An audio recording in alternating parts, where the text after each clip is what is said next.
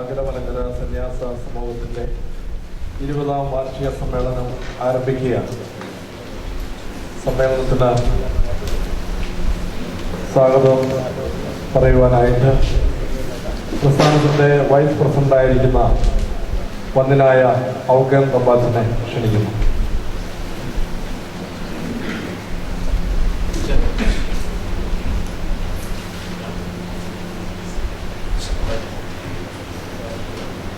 സമ്മേളനം ആരംഭിക്കുന്നതിന് മുമ്പായിട്ട് പ്രാർത്ഥനയോടുകൂടി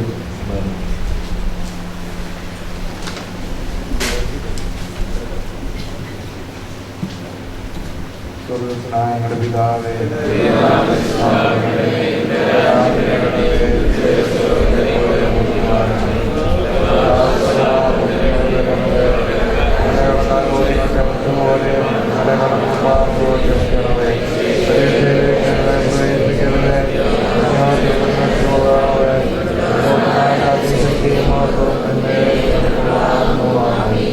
കൃപ നിറഞ്ഞ മറിയമേ, നിനക്ക് സമാധാനം.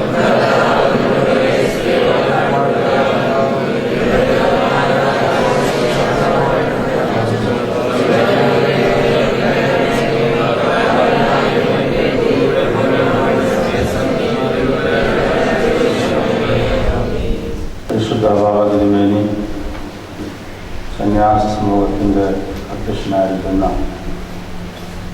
അഭിനയുടെ പ്രജാപൂർണ്ണ തിരുമേനി, കൊല്ലം മദ്രാസ് മെത്രാപ്പൊലീത്തായിരിക്കുന്ന അഭിന സക്രിയാസ്വാമി തിരുമേനി,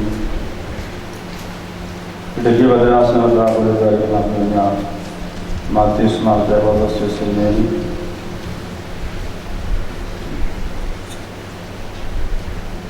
ബ്രഹ്മവാർ മദ്രാസിലായിരുന്ന യാക്കോബ് അബേലിയ തിരുമേനി,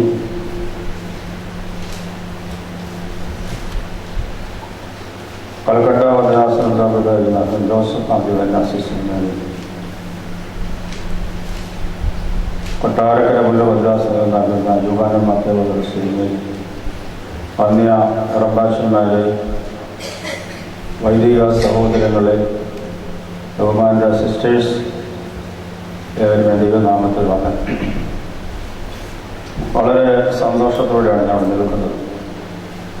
കാരണം ആദ്യമായിട്ടാണ് ഒരു സന്യാസി കോൺഫറൻസിൽ ഇത്രയും മേൽപ്പട്ടക്കാരെ ഒന്നിച്ച് ആദ്യ ദിവസം കാണപ്പെടുന്നതെന്നൊരു സന്തോഷം ആദ്യമായിട്ട് ഞാൻ നിങ്ങളായിട്ട് പങ്കിടുകയാണ്. കോൺഫറൻസുകൾ മുൻകാലങ്ങളൊക്കെ നടക്കുമെങ്കിലും എപ്പോഴെങ്കിലും അതായി വന്ന് കയറി പോകുന്ന ഒരു സ്ഥിതിവിശേഷമാണ് കണ്ടിട്ടുള്ളത്.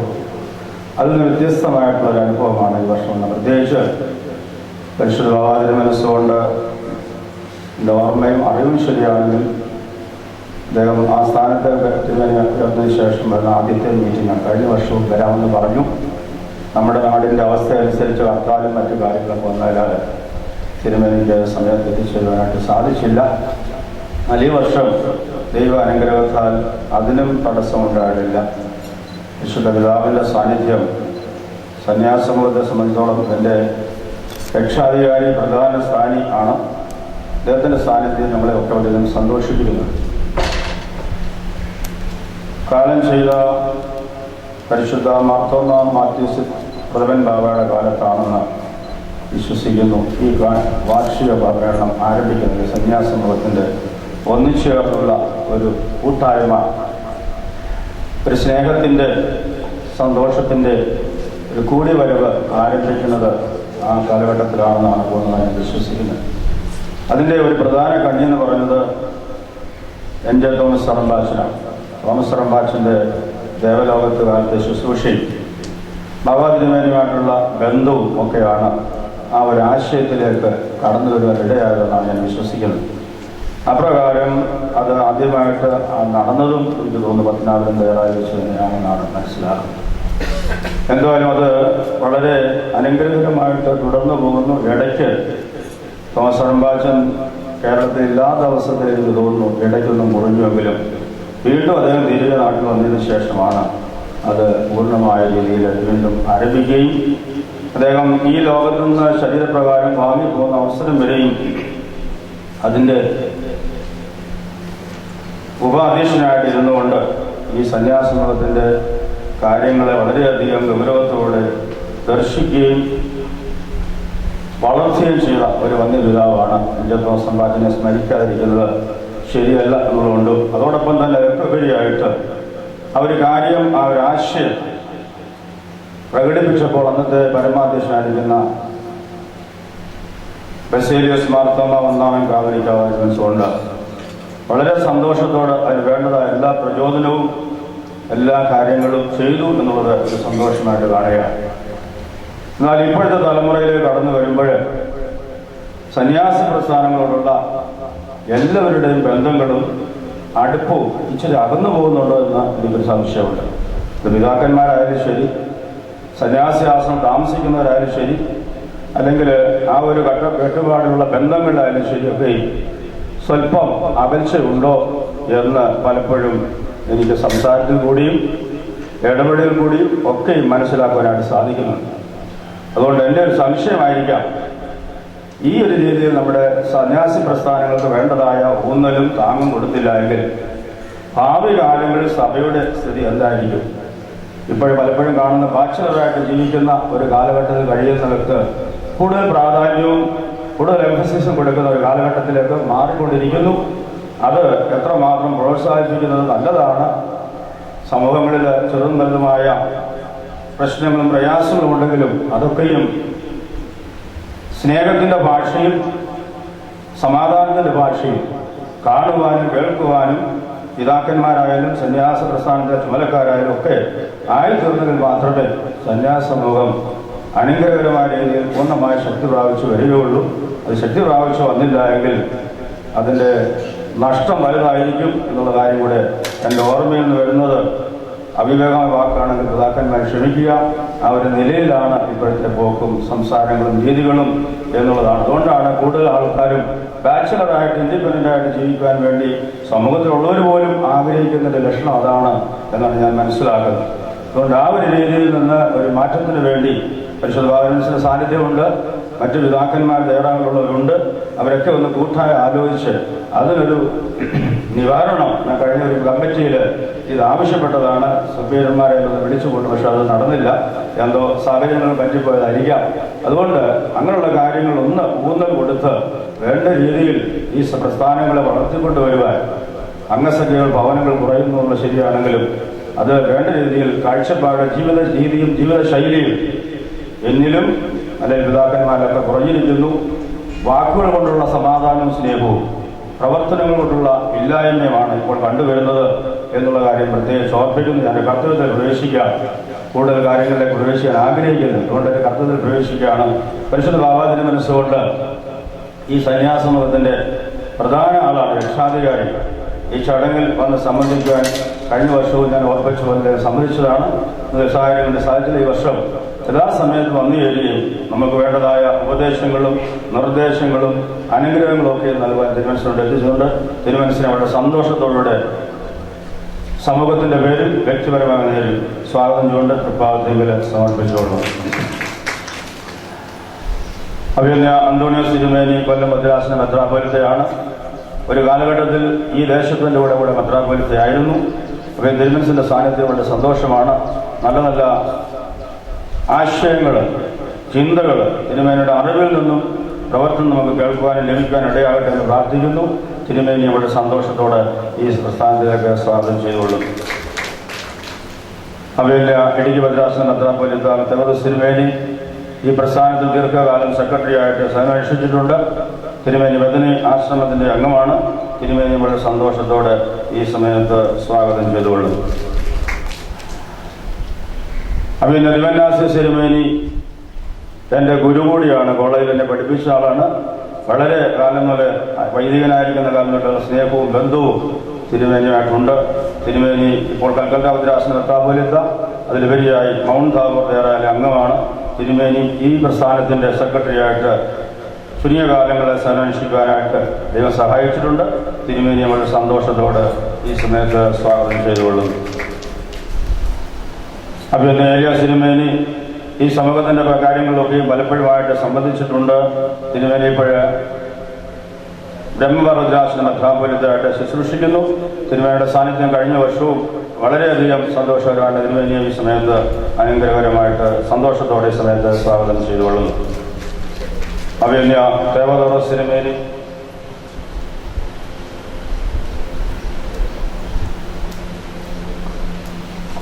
കൊട്ടാരക്കര മുല്ലൂർ ഭദ്രാസന മെത്രാപ്പൊലീത്ത, പുതുപ്പാടി ആശ്രമത്തിലെ അംഗം,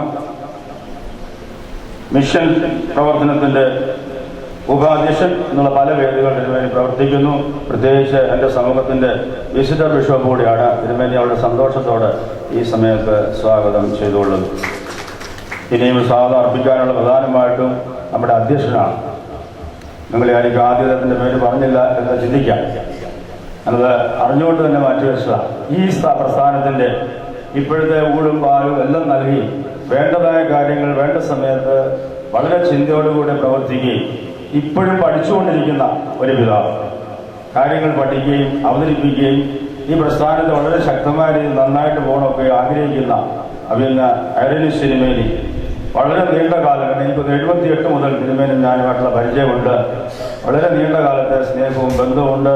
തിരുമേനിയെ സന്തോഷത്തോടെ ഈ പ്രസ്ഥാനത്തിലേക്ക് ഞാൻ ഈ സമയത്ത് സ്വാഗതം ചെയ്തുകൊള്ളും. ബഹുമാനപ്പെട്ട കുര്യാക്കോസ് അച്ഛൻ ഇപ്പോൾ ഈ പ്രസ്ഥാനത്തിൻ്റെ സെക്രട്ടറിയാണ്. അച്ഛനെയും വളരെ സന്തോഷത്തോടെ സ്വാഗതം ചെയ്യുന്നു. ബഹുമാനപ്പെട്ട സീനിയർ മെമ്പേഴ്സ് ആയിരിക്കും ബഹുമാൻ ജോസഫ് റമ്പാച്ചൻ, ഏലിയാസ് റമ്പാച്ചൻ, മറ്റ് ഷോമേൽ റമ്പാച്ചൻ, മറ്റ് വൈദ്യുതി റമ്പാച്ചന്മാരൊക്കെ ഇവിടെ ഉണ്ട്. ഇവരെയൊക്കെ വളരെ സന്തോഷത്തോടെ ഈ സമയത്ത് ഞാൻ സ്വാഗതം ചെയ്യുകയാണ്. വൈദിക സഹോദരങ്ങൾ, ബഹുമാൻ്റെ സിസ്റ്റേഴ്സ്, ഏവരെയും ഈ നാമത്തിൽ സന്തോഷത്തോടെ ഈ സമയത്ത് സ്വാഗതം ചെയ്തുകൊള്ളുന്നു. അതുപോലെ തന്നെ ഗ്രിഗോറിയൻ ടി വി ഇവിടെ ഉണ്ട്. അവരുടെ മാധ്യമങ്ങളിൽ നമ്മുടെ കാര്യങ്ങൾ ലൈവായിട്ട് പോകുന്നതാണ് ഞാൻ വിശ്വസിക്കുന്നത്. അല്ലെങ്കിൽ റെക്കോർഡ് ചെയ്യുന്നത് കാണും. അത് ഈ സമയം പ്രത്യേകിച്ച് ഓർപ്പിക്കുന്നു. ബ്രദേഴ്സായിട്ട് വന്നിട്ടുള്ളവരുണ്ട്, സദയം ക്ഷമിക്കുക. അതുകൊണ്ട് അവരെയും പ്രത്യേകിച്ച് ഈ സമയത്ത് ഒരു വാക്കിൽ ഈ സമയത്ത് സ്വാഗതം ചെയ്തുകൊള്ളും. പരിശുദ്ധ ബാബാ തിരുമേനി ഇപ്പോൾ സമ്മേളനം ഉദ്ഘാടനം ചെയ്തുകൊണ്ട് അനുഗ്രഹ പ്രഭാഷണവും നടന്നു. ത്രിയേക ദൈവത്തിൻ്റെ തിരുനാമത്തിന് മഹത്വം ഉണ്ടായിരിക്കട്ടെ. അഭിയന്തരായ സഹോദര മെത്രാപ്പൊലീത്തന്മാരെ, വന്യരായ റമ്പാച്ചന്മാരെ, വൈദിക ശ്രേഷ്ഠരെ, പ്രിയപ്പെട്ട സിസ്റ്റേഴ്സ്, ബ്രദേഴ്സ്, സഹോദരങ്ങളെ, ആദ്യം തന്നെ ഒരു അപ്പോളജി ഞാൻ അറിയിക്കുകയാണ്. പാമ്പാടി തേറായിലെ ഇന്ന് പരിശുദ്ധ പാമ്പാടി തിരുമേനിയുടെ കനക ചരമ ജൂബിലി ആഘോഷം ഗവർണറുടെ സാന്നിധ്യത്തിൽ ഉണ്ടായിരുന്നു. അവിടെ നിന്ന് നേരെ ഇത്തറ്റം വരെ വരാമെന്ന് കരുതിയെങ്കിലും ദേവലോകത്തൊന്ന് കയറേണ്ടതുള്ളത് കൊണ്ട് കയറിയപ്പോൾ അല്പസമയം നഷ്ടപ്പെട്ടു. ബാക്കി റൂട്ടിലും വാഹനത്തിലെ യാത്രയിലും നഷ്ടപ്പെട്ടു. എനിക്ക് ഈ സമയം പറഞ്ഞ സമയത്ത് എത്തിയില്ലെങ്കിൽ കാത്തിരിക്കുന്നവരെക്കാൾ കൂടുതൽ വെപ്രാളപ്പെടുന്നത് ഞാൻ തന്നെയായിരിക്കും. പോകട്ടെ. ഈ മലങ്കര സഭയുടെ സന്യാസിനി പ്രസ്ഥാനത്തിലെ വാർഷികമാണ് 1-2-3 ദിവസമായിട്ട് ഇവിടെ നടത്തപ്പെടുന്നത്. എനിക്ക് തോന്നുന്നത് ആദ്യമായിട്ടാണ് സന്യാസ സമൂഹത്തിൻ്റെ എല്ലാ സന്യാസ ക്രമങ്ങളുടെയും ഒരുമിച്ചുള്ള ഒരു സദസ്സിൽ ഞാൻ എന്തെങ്കിലും സംസാരിക്കുന്നതെന്നാണ് എൻ്റെ ഓർമ്മ. ഞാൻ ഐറനീസ് വഴി എത്ര മിനിറ്റ് എടുക്കാമെന്ന് ചോദിച്ചിട്ട് ഇവർക്ക് ഇഷ്ടംപോലെ എടുക്കാമെന്ന്. ഞാൻ ഇഷ്ടംപോലെ എടുക്കാൻ ഉദ്ദേശിക്കുന്നില്ല. കാരണം എല്ലാത്തിനും ഒരു സമയബന്ധിതമായ കാര്യങ്ങളുണ്ടല്ലോ. അതിൽ കൂടുതൽ എടുക്കാൻ എനിക്ക് താല്പര്യവുമില്ല. ഒരു ചിട്ടയോടെയുള്ള ഒരു സന്യാസ പ്രസ്ഥാനത്തിലൂടെ പരിശീലനം നേടാത്ത ഒരാളാണ് ഞാൻ. എന്നാൽ സന്യാസ പ്രസ്ഥാനത്തെക്കുറിച്ച് ചില സ്വപ്നങ്ങളും ചില ചിന്തകളും എൻ്റെ മനസ്സിൽ ശക്തമായിട്ട് ഉണ്ട് താനും. ഒരു കമ്മ്യൂണിറ്റി ലെവലിൽ ഒരു സന്യാസ സമൂഹത്തിൻ്റെ അംഗമായി ഔദ്യോഗികമായി ചേർന്ന് ഒരു പരിശീലനം നേടിയിട്ടില്ല എന്നുള്ളത് ഒരു കുറവ് തന്നെയായിട്ട് എനിക്ക് തോന്നുന്നുണ്ട്. പൗരോഹിത്യ സഭകളെ സംബന്ധിച്ചിടത്തോളം, നമ്മുടെ സഭയെ സംബന്ധിച്ചിടത്തോളം അടിസ്ഥാനപരമായി ഈ സന്യാസ പ്രസ്ഥാനം ശക്തിപ്പെട്ടെങ്കിൽ മാത്രമേ സഭയ്ക്ക് ജീവനും ചൈതന്യവും ഉണ്ടാവുകയുള്ളൂ എന്ന് കൃത്യമായി എൻ്റെ മനസ്സ് വിളിച്ചു പറയുന്നു. ക്രൈസ്തവ സമൂഹത്തെ സംബന്ധിച്ചിടത്തോളവും ഒന്നും രണ്ടും ഏകദേശം 3 നൂറ്റാണ്ടുകൾ AD 313 എഡിക്റ്റ് ഓഫ് മിലാൻ ഉണ്ടാകുന്നത്. അതുവരെയും പീഡനത്തിന്റെ കാലമായിരുന്നു. രഹസ്യവും പരസ്യമായ പീഡനങ്ങൾ ഉണ്ടായിരുന്നു. AD 313 കഴിഞ്ഞപ്പോഴാണ് സഭ ഔദ്യോഗികമായി സ്വാതന്ത്ര്യം പ്രാപിച്ച് വളരെ സന്തോഷത്തോടെ ക്രിസ്തീയ ജീവിതം നയിക്കുവാനുള്ളൊരു അവസരം ഉണ്ടാകുന്നത് AD 313 ശേഷമാണ് എന്ന് ചരിത്രം പഠിച്ചപ്പോൾ നമുക്കൊക്കെ അറിയാം. അത് കഴിഞ്ഞ് പിന്നീട് ക്രിസ്തീയ സഭയുടെ ചൈതന്യം ശക്തമായി തീരുന്നത് സന്യാസ പ്രസ്ഥാനം പുഷ്ടിപ്പെട്ടത് കൊണ്ടാണ്. അതിന്റെ കാരണങ്ങളൊക്കെ അറിയാം. കാരണം നിങ്ങൾ പുസ്തകങ്ങൾ വായിച്ചും സന്യാസ പ്രസ്ഥാനത്തെ കുറിച്ചുള്ള ധാരാളം പ്രസംഗങ്ങൾ കേട്ടും ഇതൊക്കെ നിങ്ങൾക്കും അറിയാവുന്നതാണ്. പുതുമയുള്ള കാര്യങ്ങളൊന്നുമല്ല. അപ്പോൾ ക്രിസ്തീയ സഭയുടെ അടിസ്ഥാനപരമായ ശക്തി അഥവാ ചൈതന്യം എന്ന് പറയുന്നത് സന്യാസ പ്രസ്ഥാനങ്ങളിൽ നിന്നും തന്നെയാണ് ഉണ്ടായിട്ടുള്ളത്. പണ്ഡിതന്മാരായ സന്യാസികൾ ധാരാളം ഉണ്ടായിട്ടുണ്ട്. ആ സന്യാസികളിലൂടെയാണ് ദൈവികമായ ചിന്തകളും വേദശാസ്ത്രങ്ങളും അതുപോലെ തന്നെ പ്രായോഗികമായ കാര്യങ്ങൾ എല്ലാം തന്നെ ക്രിസ്തീയ സഭയ്ക്ക് ലഭിച്ചിട്ടുള്ളത് സന്യാസികളിൽ നിന്ന് തന്നെയാണ്, സന്യാസ പ്രസ്ഥാനങ്ങളിൽ കൂടെ തന്നെയാണ്. അത്രയും ഒരു ശക്തി അതിനുണ്ട്. മലങ്കര സഭയെ സംബന്ധിച്ചിടത്തോളം സന്യാസി പ്രസ്ഥാനം ഉത്ഭവിക്കുന്നത് ബദനി ആശ്രമവും തുടർന്ന് പിന്നീട് പത്തനാപുരം മൗണ്ട് താബോർ ദേറായും പിന്നീട് പല പിതാക്കന്മാരുടെയും പരിശ്രമത്തിൽ തുടങ്ങിയിട്ടുള്ള സന്യാസി സമൂഹമാണ്. അടിസ്ഥാനപരമായി 2 പ്രസ്ഥാനമാണ് സഭയിൽ ശക്തമായി ഉത്ഭവിച്ച് അത് ശക്തി പ്രാപിച്ചിട്ടുള്ളത് എന്നാണ് എൻ്റെ നിരീക്ഷണം. ഞാൻ എന്തെങ്കിലുമൊക്കെ അബദ്ധം പറയുന്നുണ്ടെങ്കിൽ നിങ്ങളൊന്ന് ക്ഷമിച്ചാൽ മതി. കാരണം അടിസ്ഥാനപരമായിട്ടൊന്നും പഠിച്ചിട്ടൊന്നുമല്ല ഞാൻ ഈ പറയുന്നത്. പക്ഷെ ഈ സന്യാസി പ്രസ്ഥാനം എത്രയും നമുക്ക് സജീവമാകാൻ സാധിക്കുമോ, സജീവമാകുക എന്ന് പറഞ്ഞാൽ എന്താണ് അർത്ഥം? സന്യാസി പ്രസ്ഥാനത്തെ കുറിച്ച് എനിക്ക് ഓർമ്മിപ്പിക്കാനുള്ളത് 2 ഡയമെൻഷൻ അതിനുണ്ട്. ഒന്ന് പേഴ്സണൽ ഡയമെൻഷൻ, 2 കമ്മ്യൂണിറ്റി ഡയമെൻഷൻ. ഈ കമ്മ്യൂണിറ്റി ഡയമെൻഷനിലൂടെ മാത്രമുള്ള സന്യാസി പ്രസ്ഥാനം ശക്തിപ്പെട്ടാലും പേഴ്സണൽ ഡയമെൻഷനിലെ സന്യാസി പ്രസ്ഥാനം ശക്തമായെങ്കിൽ മാത്രമേ ഈ കമ്മ്യൂണിറ്റി ഡയമെൻഷനിലുള്ള സന്യാസി പ്രസ്ഥാനത്തിന് ശക്തിപ്പെടാനായിട്ട് സാധിക്കുകയുള്ളൂ. വ്യക്തിഗതമായ ജീവിതത്തിലെ ഒരു സന്യാസിയാണ് ഞാനെന്നുള്ള അവബോധവും ആ സന്യാസി ജീവിതത്തിൽ നേരിടുന്ന വെല്ലുവിളികളും സർവൈവ് ചെയ്യാൻ, അതിജീവിക്കാൻ തക്കവണ്ണമുള്ള ഒരു ആത്മീയ കരുത്ത്, ഒരു ആത്മീയമായ ചൈതന്യം നമ്മുടെ ഉള്ളിൻ്റെ ഉള്ളിൽ ശക്തിപ്പെടുമ്പോൾ മാത്രമാണ് കമ്മ്യൂണിറ്റി ഡയമെൻഷനിലുള്ള സന്യാസി പ്രസ്ഥാനത്തിന് ജീവനും ചൈതന്യവും ലഭിക്കുന്നത് എന്നാണ് എൻ്റെ നിരീക്ഷണം. ഞാനൊരു കമ്മ്യൂണിറ്റിയിൽ ഒരു അംഗമായിരുന്നിട്ടില്ല. അതിൻ്റെ വെല്ലുവിളികൾ എന്തെന്ന് എനിക്ക് അറിഞ്ഞുകൂടാ. പക്ഷെ വ്യക്തിഗത ജീവിതത്തില് സന്യാസി എന്ന ആ ജീവിതത്തിൻ്റെ കരുത്തും കാതലും നമുക്ക് ശക്തമായി പുലർത്താമെങ്കിൽ ഞാൻ പറയുന്നു, കമ്മ്യൂണിറ്റി ഡയമെൻഷനിലുള്ള സന്യാസി ജീവിതത്തിന് നമുക്ക് തീർച്ചയായും പരിഹാരമുണ്ട്. അത് വളരും പടരും പന്തലിക്കും. പക്ഷേ വ്യക്തിഗത ജീവിതത്തിൽ സന്യാസ ജീവിതത്തെ കുറിച്ച് നമുക്ക് സ്വപ്നങ്ങൾ ഇല്ലെങ്കിൽ കമ്മ്യൂണിറ്റി ഡയമെൻഷനിൽ ഉണ്ടാകുന്ന സന്യാസ പ്രസ്ഥാനത്തിന് വലിയ കോൺട്രിബ്യൂഷൻ സഭയ്ക്കോ ആ വ്യക്തിക്കോ അല്ലെങ്കിൽ ആ കമ്മ്യൂണിറ്റിക്കോ നൽകാൻ കഴിയും എന്ന് എനിക്കൊരു ബോധ്യവുമില്ല. അതുകൊണ്ട് മലങ്കര സഭയുടെ ശക്തി സ്രോതസ് എന്ന് പറയുന്നത് നമുക്ക് പ്രസംഗിക്കാൻ എളുപ്പമാണ്. ശക്തി സ്രോതസ് എന്ന് പറയുന്നത് ഓരോ കമ്മ്യൂണിറ്റിയിലുള്ള ഓരോ സന്യാസിയും ഓരോ സന്യാസിനിയും ഞാൻ സന്യാസിയാണ്, ഞാൻ സന്യാസിനിയാണ് എന്ന് കൃത്യമായി പഠനം കൊണ്ട്, അറിവ് കൊണ്ട്, അനുഭവം കൊണ്ട് അങ്ങനെയുള്ളൊരു ജീവിതം പുലർത്താമെങ്കിൽ കമ്മ്യൂണിറ്റി ലെവലില് അതിന് ഒത്തിരി പ്രയോജനം കിട്ടും എന്നാണ് എനിക്ക് തോന്നുന്നത്. ഭാരതീയ ആത്മീയ പ്രസ്ഥാനം, പ്രത്യേകിച്ച് ഹൈന്ദവ പ്രസ്ഥാനത്തിന്റെ ശക്തി എന്ന് പറയുന്നത് മഹർഷിമാരും സന്യാസികളുമാണ്. അവരുടെ സന്യാസ പ്രസ്ഥാനത്തിന് നമ്മൾ സാധാരണ കേട്ടിട്ടുള്ളതുപോലെ ബ്രഹ്മചര്യവും ഗൃഹസ്ഥാശ്രമവും വാനപ്രസ്ഥവും എന്താ പറയുക നമ്മുടെ സന്യാസവും, അങ്ങനെ 4 പ്രസ്ഥാനങ്ങളുണ്ട്. അത് ഗൃഹസ്ഥാശ്രമത്തിൽ കൂടെ കടന്നു വന്നവനും സന്യാസിയും അതുപോലെ തന്നെ വനവാസിയുമായി തീരാനുള്ള സാധ്യതകളാണ് അവർക്കുള്ളത്. നിങ്ങൾ ഈ ഹിമാലയം, ബഹുമാനപ്പെട്ട KM ജോർജ് കഴിഞ്ഞ ആഴ്ച ഹിമാലയത്തിലായിരുന്നു. ധർമ്മശാല എന്ന് പറയും ദലൈലാമയുടെ പിന്നെ ആശ്രമത്തിന്റെ അരവനാന്ന് പറയാൻ പറ്റില്ല, അവരുടെ ധർമ്മശാല.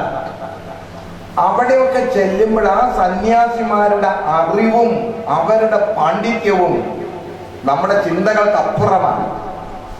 എറണാകുളത്ത് ഞാൻ അവിടെ അച്ഛനായിരുന്ന കാലത്തൊക്കെ പല തവണയും വർഷങ്ങളിൽ ഒരിക്കലെങ്കിലും ഗീതാ പ്രഭാഷണം അവിടെ ഒരു പ്രധാന മൈതാനത്തിന്റെ അമ്പലത്തിന്റെ ഒരു മൈതാനത്തിൽ നിന്ന് ഗീതാ പ്രഭാഷണം കേൾക്കും. ഞാൻ അന്ന് എവിടെയെങ്കിലും ഒരു മുക്കിലും മൂലയിലൊക്കെ പോയി ചെന്നിട്ട് അത് കേൾക്കാറുണ്ട്. എന്ത് പാണ്ഡിത്യമാണ് അവർ വിളിച്ചു പറയുന്നത്. ശ്ലോകങ്ങൾ ചൊല്ലി അതിന്റെ അർത്ഥം അവരങ്ങനെ പൈപ്പിൽ നിന്ന് വെള്ളം വരുന്നതുപോലെ അങ്ങ് പറഞ്ഞുകൊണ്ടേയിരിക്കും. ഞാൻ പറയുന്നത് പാണ്ഡിത്യമുണ്ട്, അതുപോലെ തന്നെ ആ പാണ്ഡിത്യത്തെ പകർന്നു കൊടുക്കാനുള്ള കഴിവുണ്ട്. അങ്ങനെ ഭാരതത്തിന്റെ ആധ്യാത്മികമായ അടിത്തറ എന്ന് പറയുന്നത് എന്റെ വീക്ഷണത്തിലെ മഹർഷിമാരാണ്, മുനിമാരാണ്, താപസന്മാരാണ്. ഹിമാലയത്തിലും ഹരിദ്വാരയിലൊക്കെ നമ്മൾ ഇന്ന് ചെന്ന് നോക്കി കണ്ടാൽ അവിടെയൊക്കെ അവിടെ ഇവിടെ സന്യാസികളുണ്ട്. സന്യാസി എന്ന് പറയുന്നത് ബോർഡ് വെച്ച് എഴുതിയിരിക്കുന്നതല്ല. ആ സന്യാസ ജീവിതത്തിന്റെ കാതലായ ജീവിത ശൈലി അവരിലുണ്ട്. നമ്മെ സംബന്ധിച്ചിടത്തോളം എനിക്ക് ഉറപ്പിക്കാനുള്ളത്, പേഴ്സണൽ ഡയമെൻഷനിൽ ഒരു സന്യാസി എന്ന സങ്കല്പത്തിൽ നമുക്ക് ജീവിക്കാൻ കഴിയുമോ? അങ്ങനെ ജീവിക്കാൻ കഴിയുമെങ്കിൽ ഒരു കമ്മ്യൂണിറ്റി ലെവലിൽ തീർച്ചയായും നമുക്ക് നന്നായി ശോഭിക്കാൻ കഴിയും. പക്ഷേ അതിന് നമ്മെ തന്നെ സജ്ജരാക്കേണ്ടതുണ്ട്. ഒരു സന്യാസി ജീവിതം എന്ന് പറയുന്നത് എളുപ്പമൊന്നുമല്ല. ശരീരത്തിന്റെ ചോദനകളെ കൃത്യമായി നിയന്ത്രിച്ചുകൊണ്ട് ഈ ശരീരത്തെ പൂർണ്ണമായും നിയന്ത്രിക്കത്തക്കവണ്ണമുള്ള ഒരു ധാർമ്മികമായ കരുത്ത് നാം നമ്മുടെ സ്വന്തം ജീവിതത്തിൽ ആർജിച്ച് വ്യക്തി തന്നെ ഇല്ലാതാകാവുന്ന ഒരു അവസ്ഥാവിശേഷത്തിൽ എത്തിച്ചേർന്നെങ്കിൽ മാത്രമേ ഒരു പേഴ്സണൽ ഡയമെൻഷനിൽ നമുക്ക് ഒരു നല്ല സന്യാസിയായി തീരാൻ കഴിയുള്ളൂ. ഇപ്പോഴും നമ്മള് അങ്ങും ഇങ്ങും ചിന്തിച്ച് നമ്മൾ വളരെയധികം അസ്വസ്ഥരാകുന്നു. എന്തിനാണ് അസ്വസ്ഥനാകുന്നത്? വ്യക്തിപരമായ ജീവിതത്തിൽ ഞാനൊരു സന്യാസിയാണെങ്കിൽ എന്റെ ജീവിതത്തിന് എന്താണ് നേടാനുള്ളത്? ഒന്നും നേടാനില്ല. നമ്മുടെ പിതാക്കന്മാരെല്ലാം തന്നെ ദൈവാന്വേഷണത്തിന് വേണ്ടി ജീവിതം മാറ്റിവെച്ചവരാണ്. അല്ലെങ്കിൽ നിങ്ങൾ നല്ല സന്യാസിമാരുടെ ജീവിതം എടുത്ത് നോക്കിക്കോ, വായിച്ചു നോക്കിക്കോ. ഫിലോകാലിയ പിന്നെ ഇപ്പോഴും മലയാളത്തിൽ എല്ലാവരും കുറെ പേരെങ്കിലൊക്കെ വായിച്ചു കാണുന്ന എന്റെ വിചാരം. ദൈവാന്വേഷണമാണ് ജീവിതത്തിന്റെ മുഖ്യ ലക്ഷ്യം. അതിനപ്പുറം ഒന്നുമില്ല. എങ്ങനെയാണ് ദൈവത്തെ അന്വേഷിക്കുന്നത്? എങ്ങനെ നമുക്ക് അന്വേഷിക്കാൻ ഒക്കും? കാലത്തിന്റെ അനന്തതയിൽ എന്റെ ആയുസ് എന്ന് പറയുന്ന ഒരു ഹ്രസ്വമാണ്. അത് വളരെ ഒരു ടൈനി പോയിന്റ് ആണ്. ആ ഹ്രസ്വകാല ജീവിതത്തിലെ ദൈവത്തെ അന്വേഷിക്കുന്ന പ്രക്രിയക്കാണ് ഞാൻ ജീവിക്കുന്നത് എന്ന ഒരു അവബോധം നമ്മുടെ ഉള്ളിൻ്റെ ഉള്ളിൽ ഉണ്ടാകുമ്പോൾ നമുക്ക് ഒത്തിരിയേറെ വെല്ലുവിളികളെ അതിജീവിക്കാൻ തീർച്ചയായും കഴിയും. വ്യക്തിഗത ജീവിതത്തിൽ അങ്ങനെയുള്ള ഒരു ജീവിത ശൈലി നാം സ്വയം മനസ്സുകൊണ്ട് സ്വീകരിച്ച് ഒരു സന്യാസ ജീവിതത്തിന് സ്വയം സജ്ജരാകുമ്പോൾ മാത്രമാണ് കമ്മ്യൂണിറ്റി ലൈഫിൽ നമുക്കുണ്ടാകാവുന്ന വെല്ലുവിളികളെ അതിജീവിക്കാൻ തീർച്ചയായിട്ടും കഴിയുള്ളൂ എന്ന് എന്റെ വിചാരം. പഞ്ചേന്ദ്രിയങ്ങൾ എന്ന് പറയുന്ന അതിന് കുതിരകളോടൊക്കെ ഉപമിച്ചിട്ടുണ്ട് ഉപനിഷത്തുക്കളിൽ നിന്നാണ് എന്റെ വിചാരം. എനിക്കത് കൃത്യമായിട്ട് പറയാൻ അറിയാൻ പറ്റും. 5 10 കുതിരകളുണ്ട് നമുക്ക് ഈ ശരീരത്തിന്. ബുദ്ധി, ബോധം, ഇച്ഛ, വികാരം, മനസ്സ് എന്ന് പറയുന്ന ആന്തരികമായ ഇന്ദ്രിയങ്ങളും കണ്ണ്, മൂക്ക്, നാക്ക്, തൊക്ക് എന്ന് പറയുന്ന ബാഹ്യമായ ഇന്ദ്രിയങ്ങളും, ഈ 10 ഇന്ദ്രിയങ്ങൾ 10 കുതിരകളാണ്. ഈ 10 കുതിരകൾ ശരീരമാകുന്ന രഥത്തെ വലിച്ചു കൊണ്ടുപോവുകയാണ്. അപ്പോൾ ഈ 10 കുതിരകളെ നിയന്ത്രിക്കാൻ ഒരു സന്യാസിക്ക് എപ്പോൾ കഴിവുണ്ടാകുന്നുവോ അപ്പോൾ മാത്രമാണ് പേഴ്സണൽ ഡയമെൻഷനിൽ ഒരാൾ സന്യാസിയായി സ്വയം സജ്ജനായി തീരുന്നത്, അതിന് യോഗ്യനായി തീരുന്നത്. അതല്ലാതെ സന്യാസി ജീവിതത്തിന് എളുപ്പമൊന്നുമല്ല എന്നാ എൻ്റെ വിചാരം. കാരണം ഈ എൻ്റെ അഭിപ്രായത്തില് ആരാണ് ഏറ്റവും വലിയ ശക്തൻ എന്ന് ചോദിച്ചാൽ ഞാൻ പറയും, എന്നെ തന്നെ നിയന്ത്രിക്കുവാൻ എനിക്ക് എൻ്റെ കഴിവാണ് ഏറ്റവും വലിയ ശക്തിയായിട്ട് കാണേണ്ടത്. അതിന് ചില അനുഷ്ഠാനങ്ങൾ ആവശ്യമുണ്ട്. അനുഷ്ഠാനങ്ങളെക്കാൾ ഉപരിയായി നമ്മുടെ മനസ്സിനെ നിയന്ത്രിക്കുവാൻ, ബാഹ്യമായ ഇന്ദ്രിയങ്ങളെ നിയന്ത്രിക്കുവാൻ, ആന്തരികമായ ഇന്ദ്രിയങ്ങളെ നിയന്ത്രിക്കുവാൻ ഉള്ള കരുത്ത് നമുക്കുണ്ടാകണം. അത് പല സാധനകളിലൂടെ ഉണ്ടാകാൻ ഒക്കുള്ളൂ. അല്ലാതെ വെറുതെ ഇരുന്ന് ഈ നമ്മുടെ മനസ്സ് അത്ര എളുപ്പമൊന്നുമില്ല നമുക്ക് നിയന്ത്രിച്ചെടുക്കാൻ. അപ്പോൾ വ്യക്തിഗത ജീവിതത്തിലെ ഞാനൊരു സന്യാസിയാണെന്നും എൻ്റെ സന്യാസ ജീവിതത്തിന്റെ ഏറ്റവും പ്രധാന ലക്ഷ്യം എന്ന് പറയുന്നത് ദൈവാന്വേഷണമാണെന്നും ആ ദൈവാന്വേഷണത്തിനായിട്ട് തടസ്സമായി നിൽക്കുന്നത് മനസ്സാണെങ്കിൽ മനസ്സ്, ബുദ്ധിയെങ്കിൽ ബുദ്ധി, ആന്തരികമായ പഞ്ചേന്ദ്രിയങ്ങള്, ബാഹ്യവും ആന്തരികമായ ഇന്ദ്രിയങ്ങള് നിയന്ത്രണമാണ് അതും. ഇതൊക്കെ സ്വയം ശീലിക്കാനുള്ള ആഗ്രഹവും അതിനുള്ള ശീലവും സാധനകളും, തുടർച്ചയായ സാധനങ്ങൾ നമുക്ക് ഉണ്ടായെങ്കിൽ മാത്രമേ നല്ല സന്യാസിയായിട്ട് ഇരിക്കാൻ ഒക്കുള്ളൂ എന്ന് എനിക്ക് തോന്നുന്നു. ഇതൊക്കെ എൻ്റെ വ്യക്തിഗത ചിന്തകളാണെന്ന് മാത്രം കരുതിയാൽ മതി. അല്ലാതെ സന്യാസി ജീവിതം എന്ന് പറയുന്ന സുഖകരമായ ജീവിതമല്ല. നമ്മെ ഒരാൾ വൂണ്ട് ചെയ്തു എന്ന് വിചാരിക്കുക, നമ്മെ ഒരാൾ വിമർശിച്ചു എന്ന് വിചാരിക്കുക, നമ്മുടെ മനസ്സ് വളരെ പെട്ടെന്ന് അതിനെ പ്രതികരിക്കും. ഒരുപക്ഷെ മിണ്ടത്തിലേ പാലിക്കും, നമ്മൾ വിളിച്ചു പറയൊന്നുമില്ല. പക്ഷേ നമ്മുടെ മനസ്സിലുണ്ടാകാവുന്ന കോപത്തിന് കൈ കണക്ക് കാണുക. ആ കോപത്തെ നിയന്ത്രിക്കാൻ നമുക്ക് ഉള്ളം കൊണ്ട് കഴിയുമോ? അങ്ങനെ ഒരുപാട് പ്രതിരോധങ്ങൾ നമ്മുടെ ഉള്ളിൽ നമുക്ക് ഉണ്ടായെങ്കിൽ മാത്രമേ സന്യാസി ഒന്നും ആകുമൊന്നുമില്ല. അത് അങ്ങോട്ടും ഇങ്ങോട്ടും കുറ്റവും പറഞ്ഞ് നമ്മൾ കമ്പയർ ചെയ്യുന്നത് ക്രിസ്തുവിനോടല്ല, നമ്മൾ കമ്പയർ ചെയ്യുന്നത് എൻ്റെ അപ്പുറത്തിരിക്കുന്ന സന്യാസിയോടാ. അവനിങ്ങനെയൊക്കെ ആകാൻ എനിക്ക് ഇങ്ങനെ ആകരുതോ? അങ്ങനെ പറയുന്നൊരു അർത്ഥമില്ല. നല്ല സന്യാസിയെ സംബന്ധിച്ചിടത്തോളം അവൻ നമ്മളോടൊപ്പം താമസിക്കുന്നവരുമായിട്ടോ അപ്പുറത്തുള്ളവരുമായിട്ടോ ഒന്നുമല്ല കമ്പയർ ചെയ്യുന്നത്. അവൻ കമ്പയർ ചെയ്യുന്നത് കർത്താവായ യേശു ക്രിസ്തുവിനോടാണ്. പിന്നെ സന്യാസിമാരെ സ്വയം പഠിച്ചിട്ടുള്ള സന്യാസിമാരുണ്ട്, പഠിക്കാതെ അറിവ് സമ്പാദിച്ച സന്യാസിമാരുണ്ട് എന്നാണ് എന്റെ കണക്കൂട്ടൽ. ഇതൊക്കെ എന്റെ കാഴ്ചപ്പാടുകളാണ്.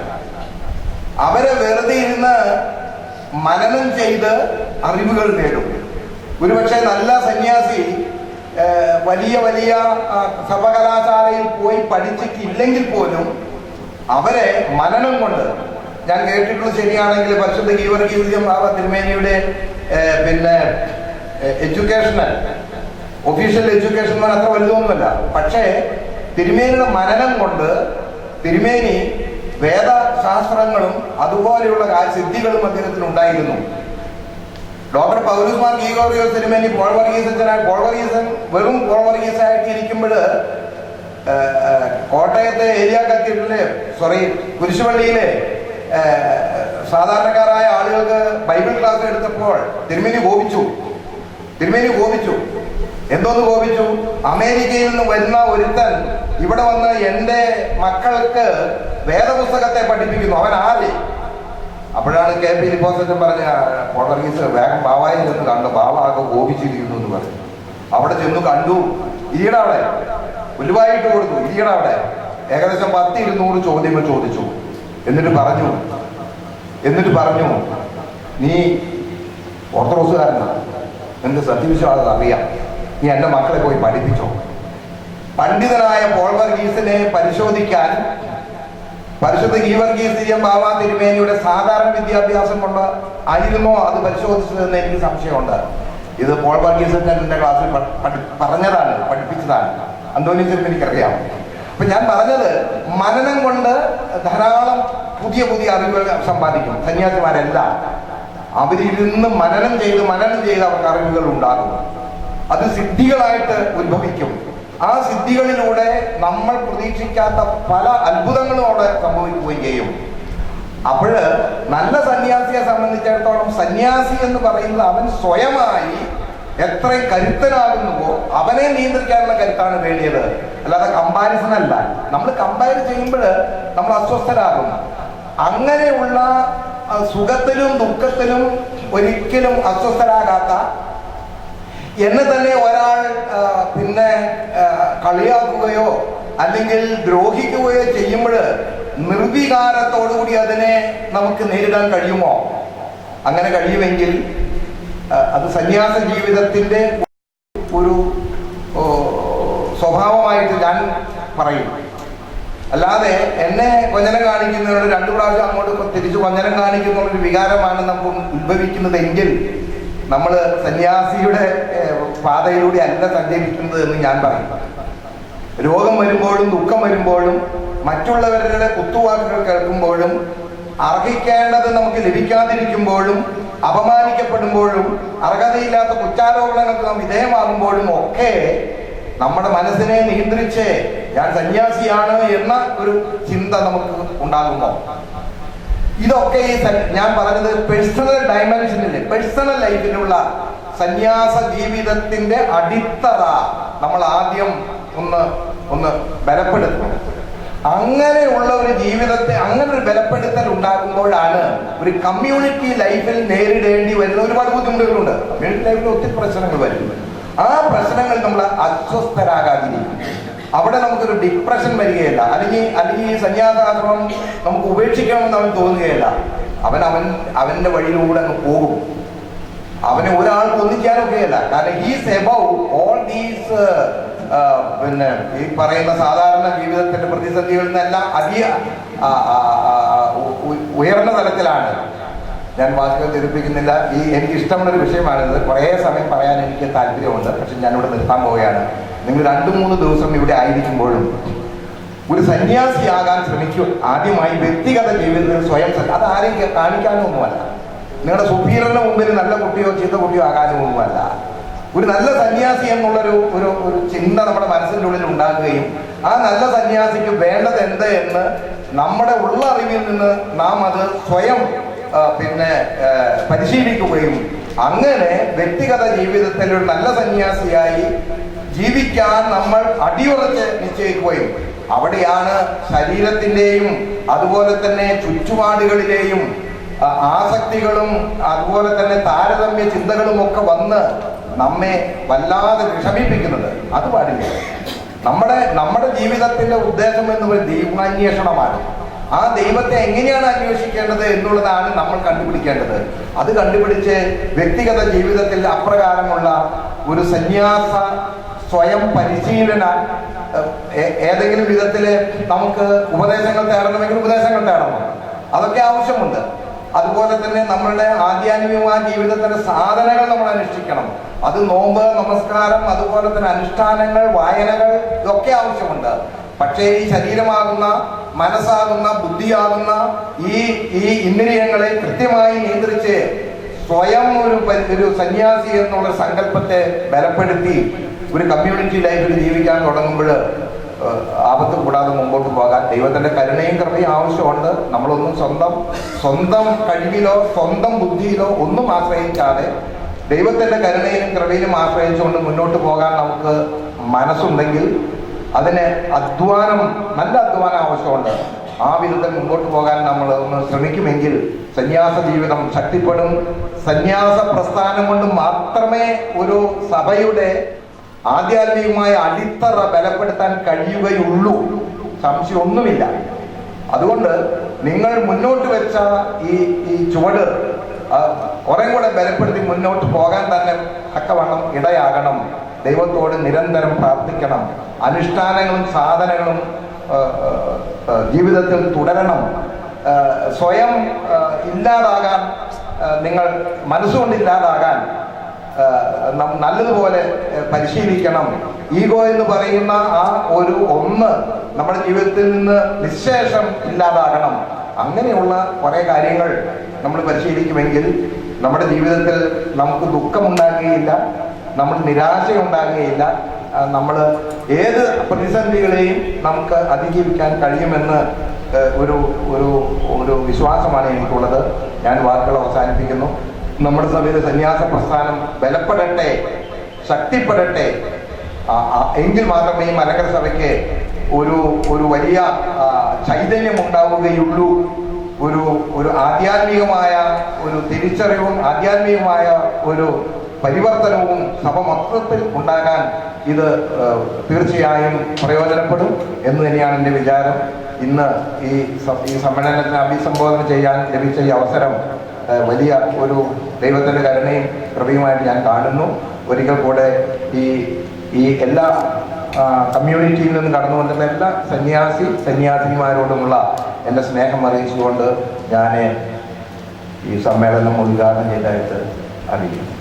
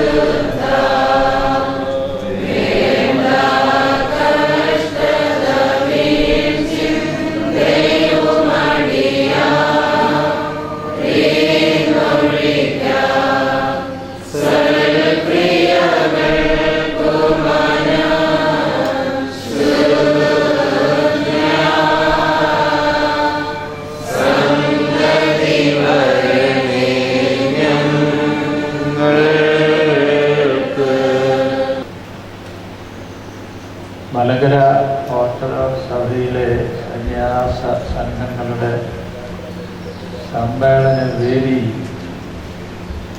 ആരംഭിച്ചിട്ട് 20 വർഷം. 20ാമത്തെ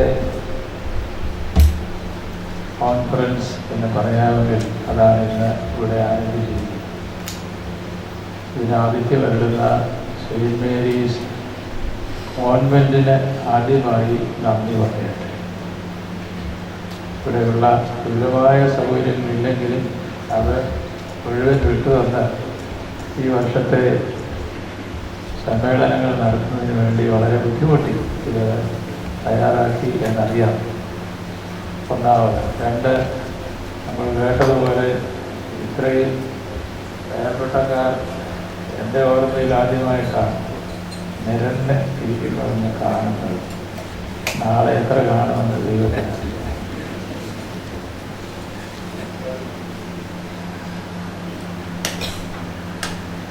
കാൽ നൂറ്റാണ്ടിന് മുമ്പ് സമാരംഭിച്ച ഒരു സംരംഭമാണിത്. മലങ്കര സഭയിൽ അതൊരു പുതുമയായിരുന്നു. സന്യാസ പാരമ്പര്യത്തിന് ദീർഘമായ ചരിത്രവും വേരുകളും ഇല്ലാത്ത ഒരു സഭയായതുകൊണ്ട് കൃത്യമായി ഇതിനെക്കുറിച്ച് ഗ്രഹിച്ചിട്ടുള്ളവരുടെ എണ്ണം ചുരുക്കമാണ്. പ്രാരംഭത്തിൽ പുലിക്കോട്ടിൽ 1-ാമൻ തിരുമേനി ഏകാന്തവാസിയായ ഒരു സന്യാസി, അതീവ പ്രതിഭാശാലിയായിരുന്ന 2-ാമൻ തിരുമേനി സന്യാസ സംഘങ്ങൾ ഉണ്ടാകുന്നതിന് ആഗ്രഹിക്കുകയും തുടക്കം വിടുകയും ചെയ്തയാളായിരുന്നു. പിന്നീട് അതിൻ്റെ ഒരു വളർച്ച കാണുന്നത് പരിമല പുണ്യവാളൻ്റെ കാലത്താണ്. അദ്ദേഹത്തിൻ്റെ ഔപചാരികമായ ഒരു പ്രഖ്യാപനമോ തുടക്കമോ ഒന്നും ഉണ്ടായില്ലെങ്കിൽ ഒരു സംഘം ഉണ്ടായി. അത് വളരെ എഴയടുപ്പമുള്ള ഒരു സംഘമായിരുന്നു. അതിൻ്റെ അധ്യക്ഷൻ എന്തായിരുന്നോ അതായിരുന്നു ആ സമൂഹം. അതിൻ്റെ പരിമളം, യഥാർത്ഥത്തിൽ അക്ഷരാർത്ഥത്തിലുള്ള പരിമളമാണ് സന്യാസത്തിനൊരു ബീജാവാപം നടത്തിയത് ഈ സഭയിൽ എന്ന് അറിയണം. അതിൽ നിന്ന് പൊട്ടി വിരിഞ്ഞവരൊക്കെയാണ് പല സ്ഥലങ്ങളിൽ അവരുടെ ശിഷ്യന്മാർ. പരിമലയിൽ ഉണ്ടായ ഒന്നാം നിരക്കാരുടെ ശിഷ്യരും അവരുടെ ശിഷ്യരുമാണ് നമ്മൾ മുമ്പ് കേട്ടതുപോലെ അവിടെ ഇവിടെയും ഒക്കെ പോയി ആരംഭിച്ചു. എന്നാൽ ഒരു പ്രത്യേകത കാണുന്നുണ്ട്. തുടക്കത്തിൽ സംഘങ്ങളായി രൂപാന്തരപ്പെടുന്ന സമയത്ത് ചില പ്രത്യേക ലക്ഷ്യങ്ങളുണ്ടായിരുന്നു. അതിൽ ബദനിയാശ്രമം ആരംഭിക്കുമ്പോൾ മാറിവാനിയോസാണല്ലോ സഭയുടെ അനുവാദത്തോടുകൂടെ അത് തുടങ്ങിയത്. അദ്ദേഹത്തിൻ്റെയും പിന്നീട് തെയോദോസിയോസ് പിതാവിൻ്റെയും മനസ്സിൽ മിഷൻ എന്നൊരു ദർശനമുണ്ടായിരുന്നു. ഒരടിസ്ഥാനമായിരുന്നു സന്യാസി സംഘം. അതിൻ്റെ ആ അടിസ്ഥാനത്തിൽ ഉറച്ചു നിന്നുകൊണ്ട് ഭാരതം മുഴുവനും പുറത്തു മിഷൻ പ്രവർത്തനങ്ങൾ നടത്താനായിട്ട് ഒരു ആഗ്രഹമുണ്ടായിരുന്നു. അവർ എഴുതി വെച്ചിട്ടുണ്ട്. രണ്ടാമത് ഈ സാമൂഹ്യ സേവനവും ഈ പറഞ്ഞത് ഇൻസ്റ്റിറ്റ്യൂഷണലൈസേഷൻ തുടങ്ങുന്നതിന് മുമ്പ് തന്നെ ഉണ്ടായിരുന്നു. അതുകൊണ്ടാണോ എന്ന് എനിക്കറിയില്ല, മൈലപ്രായിലെ ആശ്രമവും ശ്രീവാദാസ സമൂഹവും ആരംഭിച്ചെടുത്ത് ഇത് സമന്വയിക്കാൻ ഒരുപാട് അവർ കഷ്ടപ്പെട്ടിട്ടുണ്ട്. അതുകൊണ്ടാണോ എന്ന് എനിക്ക് നിശ്ചയമില്ല. മൈലപ്രാശ്രമത്തിൽ മാത്യു സംഭാഷണ കാലത്ത് ഒരു വലിയ ഇൻസ്റ്റിറ്റ്യൂഷണലൈസേഷൻ അവിടെ നടന്നില്ല. അത് ഒരു ഭരണഘടന പോലും ഉണ്ടാക്കിയില്ല, വ്യക്തമായ നിയമങ്ങളൊന്നും ഉണ്ടാക്കിയില്ല. കാരണം അദ്ദേഹത്തിൻ്റെ ദർശനം വേറൊന്നായി. അത് നമ്മൾ കാണുന്ന ചില പ്രത്യേക പ്രതിഭാസങ്ങളാണ് മലങ്കര സഭ. ശ്രീവാദാസ സമൂഹത്തിന് ഊന്നൽ കൊടുത്തിരുന്നത് പ്രധാനമായ മിഷനാണ്. മിഷൻ ഊന്നൽ കൊടുത്ത് അതിൻ്റെ തട്ടകമായിട്ട് പത്രോസ് മാറോസ്താദ്യോസിന് മേനി MP പത്രോസ് കണ്ടതും ഒരു തയ്യാറായത്. എന്നാൽ ഇന്ന് നമ്മൾ അറിയപ്പെടുന്ന പോലുള്ള ഒരു സംഘടനയൊന്നും അവിടെ ഇല്ലായിരുന്നു, ഇപ്പോഴുമില്ല. കോയമ്പത്തൂർ തടാക ആശ്രമത്തിനും ഈ പറഞ്ഞ ലക്ഷ്യങ്ങൾ കാണുന്നുണ്ട്. ബിഷപ്പ് ബാലശ ആരംഭിച്ചതാണ്. എങ്കിലും ഇന്നത്തെ ചില വ്യത്യസ്തമായ നിറങ്ങൾ കോയമ്പത്തൂരും കാണുന്നുണ്ട്. പത്രോസ് മാറോസ്താദ്യോസിന് മേനിയുടെ തുടക്ക സംരംഭത്തിൽ കാണുന്നുണ്ട്, മൈലപ്രായിലും കാണുന്നുണ്ട്. മറ്റുള്ളതിൽ ഏറ്റവും സംഘടിതവും ശക്തവുമായ സമൂഹം ബദനി ആശ്രമത്തിനും മിഷൻ എന്നൊരു വലിയ ദർശനമുണ്ടായിരുന്നു. അതേസമയം ഈ പാവങ്ങളെ ഉദ്ധരിക്കുക, ഈ രണ്ട് രീതിയിലാണ്. കുതിരകളുടെ കാര്യങ്ങൾ ഈ രണ്ട് കുതിരയാണ് രഥത്തെ വലിച്ചുകൊണ്ട് പോകും. എന്നാൽ അത് വളരെ അതിൽ നിന്നൊക്കെ ഒത്തിരി ദൂരം സഞ്ചരിച്ചു കഴിഞ്ഞു എന്നാണ്. ഒരു പക്ഷേ 100 വർഷത്തിനപ്പുറം മാത്രം ചരിത്രമുള്ള 100, 125, 150 ഇല്ല. അത് അത്രയും ചരിത്രമുള്ള, എന്നാൽ ഈ പ്രസ്ഥാനം കാര്യമായി വളരാത്ത ഒരു സഭയാണ്. എന്തുകൊണ്ടോ അതങ്ങനെ വേരി പിടിച്ചില്ല, നമുക്കറിയില്ല. എന്നാരെങ്കിലും പഠിക്കേണ്ട ഒരു വിഷയമായിരിക്കാം. എന്തുകൊണ്ടാണ് ഈ മലങ്കര സഭയിൽ മാത്രം, ഈവൻ മാർത്തോമാ സഭയിൽ പോലും വേര് പിടിച്ച് തുടങ്ങിയിട്ടുണ്ട്. അതിനു മുമ്പ് തന്നെ അവർ മിഷൻ ആരംഭിച്ചില്ല. നമ്മൾ അറിഞ്ഞാലും അറിഞ്ഞില്ലെങ്കിലും 6,000, 7,000 കുടുംബങ്ങൾ ഇന്ന് മാർത്തോമാ സഭയിലൂടെ കൺവേർട്ട് ചെയ്ത് വന്നവരുണ്ട്. ഈ സൗത്ത് ഇന്ത്യൻ സംസ്ഥാനങ്ങളിൽ, ആന്ധ്ര, കർണാടകം, ആ ബെൽറ്റിൽ ഒരുപാട് പേരെ കൺവേർട്ട് ചെയ്തിട്ടുണ്ട്, നമ്മൾ അറിയുന്നില്ല. അതിൽ വളരെ കൗതുകകരമായൊരു കാര്യമാണ്. അത് മുഴുവൻ നമ്മൾ അറിയുന്നതുള്ള സന്യാസമൊന്നും അല്ലെങ്കിലും അവരതിൻ്റെ ചില പ്രത്യേകതകളൊക്കെ കാണുന്നു. റിട്ടയർ ചെയ്ത സർക്കാർ ഉദ്യോഗസ്ഥന്മാർ, സ്കൂൾ കോളേജ് പ്രിൻസിപ്പൽമാർ, അവർ പോയി മിഷനിൽ ജോലി ചെയ്യും. അത് വളരെ കൗതുകകരമാണ് അറിയാൻ. ഇതിൻ്റെയൊക്കെ തുടക്കമായി കാണുന്നത് ഒരു സന്യാസ അടിസ്ഥാനം വെച്ചിട്ട്, അതിന് നമ്മൾ പറയുന്നതുള്ള ഘടനയൊന്നും കാണുന്നില്ല. അതിൻ്റെ അടിസ്ഥാനത്തിൽ കോപ്റ്റിക് സഭയും മറ്റും ചെയ്തതുപോലെ നമ്മുടെ അടുത്ത രാജ്യത്ത് നേപ്പാളിൽ പോയി സുവിശേഷം അറിയിക്കാൻ കോപ്റ്റിക് സഭയിൽ ഉണ്ടാകുക. ഹോങ്കോങ്ങിൽ ഒരു ചെറിയ ഡയോസിസ് തന്നെ ആരംഭിച്ചിരിക്കുന്നു കോപ്റ്റിക്സ്.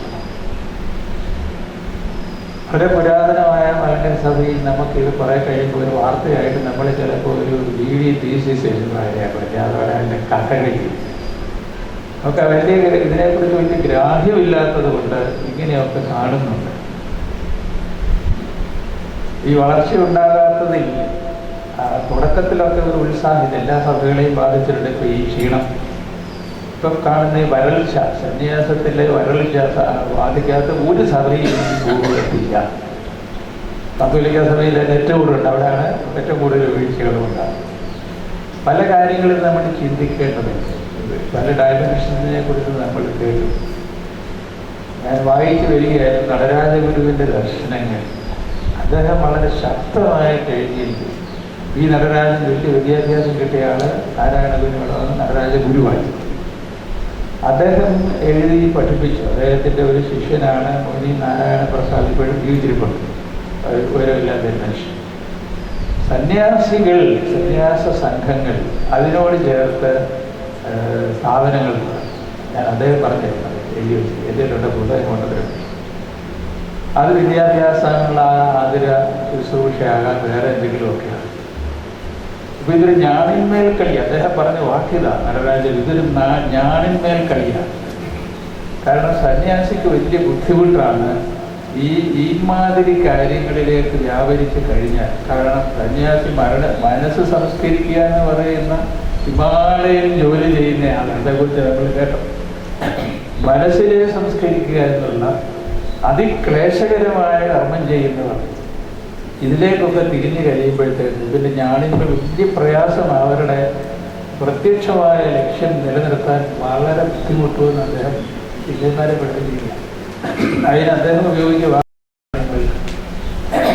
വലിയ ബുദ്ധിമുട്ട് കൊണ്ട് പോലും വിജയിക്കുകയില്ല, വലിയ പ്രയാസമായിരിക്കും എന്ന്. കാരണം എൻ്റെ മനസ്സിൽ വരുന്നത് സന്യാസം എന്നത് നാമമാണോ ക്രിയയാണ്?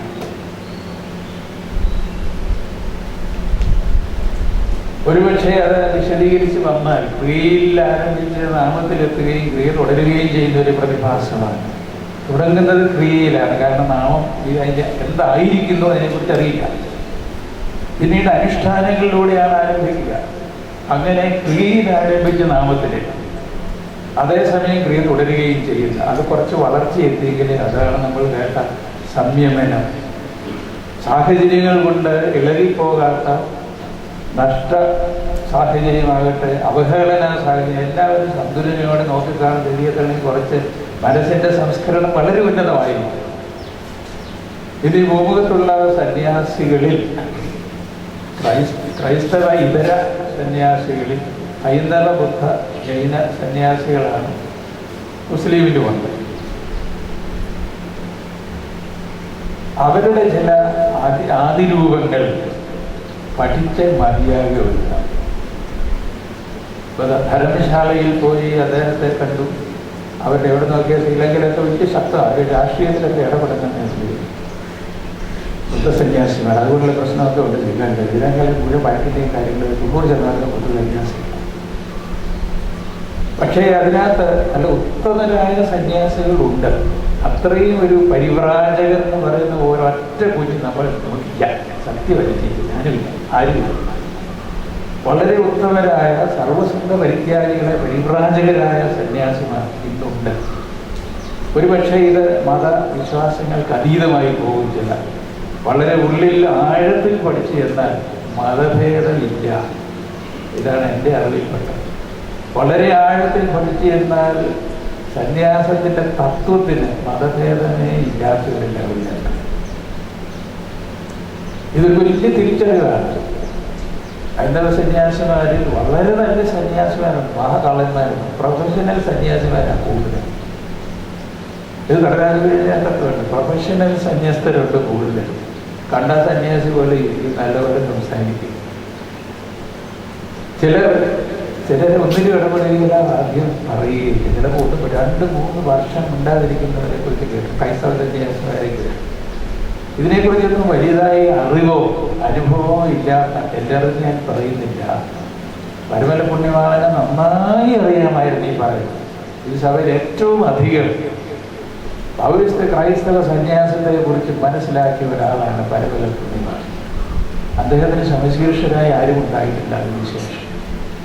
മാറിവാനിയോസ് പോയി വടക്കെല്ലാം പോയി പഠിച്ച് കുറേ ആംഗ്ലിക്കൻ സന്യാസമൊക്കെ പഠിച്ച് വന്ന് നടപ്പാണ്. തുടക്കത്തിലൊക്കെ അദ്ദേഹത്തിൻ്റെ ഉദ്ദേശം വേറെ, അധികാരം കാംക്ഷ ഒരു വലിയ തടങ്കൽപ്പാറയാണ് അധികാരകാംക്ഷ. അപ്പോൾ പിന്നെ വലിയ ധനം അതിനെക്കുറിച്ച് പറയാനില്ല. കത്തോലിക്ക സഭയിലെ ഞാൻ നശിപ്പിക്കുന്ന മുഴുവൻ ധനമാണ്. പിന്നീട് അത് ലൗകികതയായി മാറി. നടരാജകുറി പറഞ്ഞ ഏക ലക്ഷ്യത്തിൽ നിന്ന് സ്ഥാപനവൽക്കരണം മൂലം അങ്ങോട്ടും ഇങ്ങോട്ടും ശ്രദ്ധ, സ്കൂള്, കോളേജ് അല്ലെ അനാഥശാല, ഇതെല്ലാം വന്നിട്ട് ഏക ലക്ഷ്യത്തിൽ നിന്ന് ഈ ശ്രദ്ധ നമ്മൾ എത്ര വലിയ കഷ്ടപ്പെടണം അദ്ദേഹം പറയുന്നു. ഞാണിന്മേൽക്കല്ലി വളരെ സൂക്ഷിച്ചില്ലെങ്കിൽ ഇത് നിലനിർത്താനായിട്ട് പാടുപെടുമെന്ന് അദ്ദേഹം ഇതില്ലെങ്കിൽ നിൽക്കുകയെന്ന് നമ്മൾ പറയാനില്ലാതെ ഇല്ല. ധനത്തിൻ്റെ വലിയ ഇതൊന്നും നമുക്ക് പറയാനില്ല മറ്റു പക്ഷേ ഇതെന്തുകൊണ്ടാണ് ഈ സംവിധാനം വളരാത്തതെന്ന് നമ്മൾ പറയുന്ന തിയറിയൊക്കെ എല്ലാവർക്കും നമ്മൾ പറയണം. കാരണം സന്യാസത്തിൽ നിന്നാണ് ആരാധനാക്രമങ്ങൾ ഉണ്ടായിട്ടുള്ളത്. സംഗീതം, സിറിയക് സംഗീതമാണ് ഏറ്റവും പഴയത്. അത് ഉണ്ടാക്കിയിട്ടുള്ളത് സന്യാസിമാരാണ്. സഭയുടെ ആരാധനാക്രമം പള്ളികുതാശിയാലും മാവോദിസായാലും എല്ലാം ഓരോ ദേറായിലുണ്ട്. ഓരോ ദേറായിലും ഓരോ ക്രമമുണ്ട്. അത് ചിലതൊക്കെ നമുക്ക് കിട്ടിയത്. ഇത് മുഴുവൻ സന്യസ്തരുടെ മനനത്തിൽ നിന്ന് ഉണ്ടായതാണെന്ന് ഇന്ന് പറഞ്ഞാൽ എന്തുകൊണ്ട് ഇന്ന് ഒരു മുള പോലും ഒട്ടുന്നില്ലാതെ ചിന്തിക്കുമ്പോഴാണ് ഈ ഞാണിന്മേൽക്കളിയുടെ യാഥാർത്ഥ്യം നമുക്ക് അല്പം തുറന്നു കിട്ടുന്നത്. ഇത് വളരെ ഹൃദയവ്യഥയോടെ ചിന്തിക്കേണ്ടതാണ്.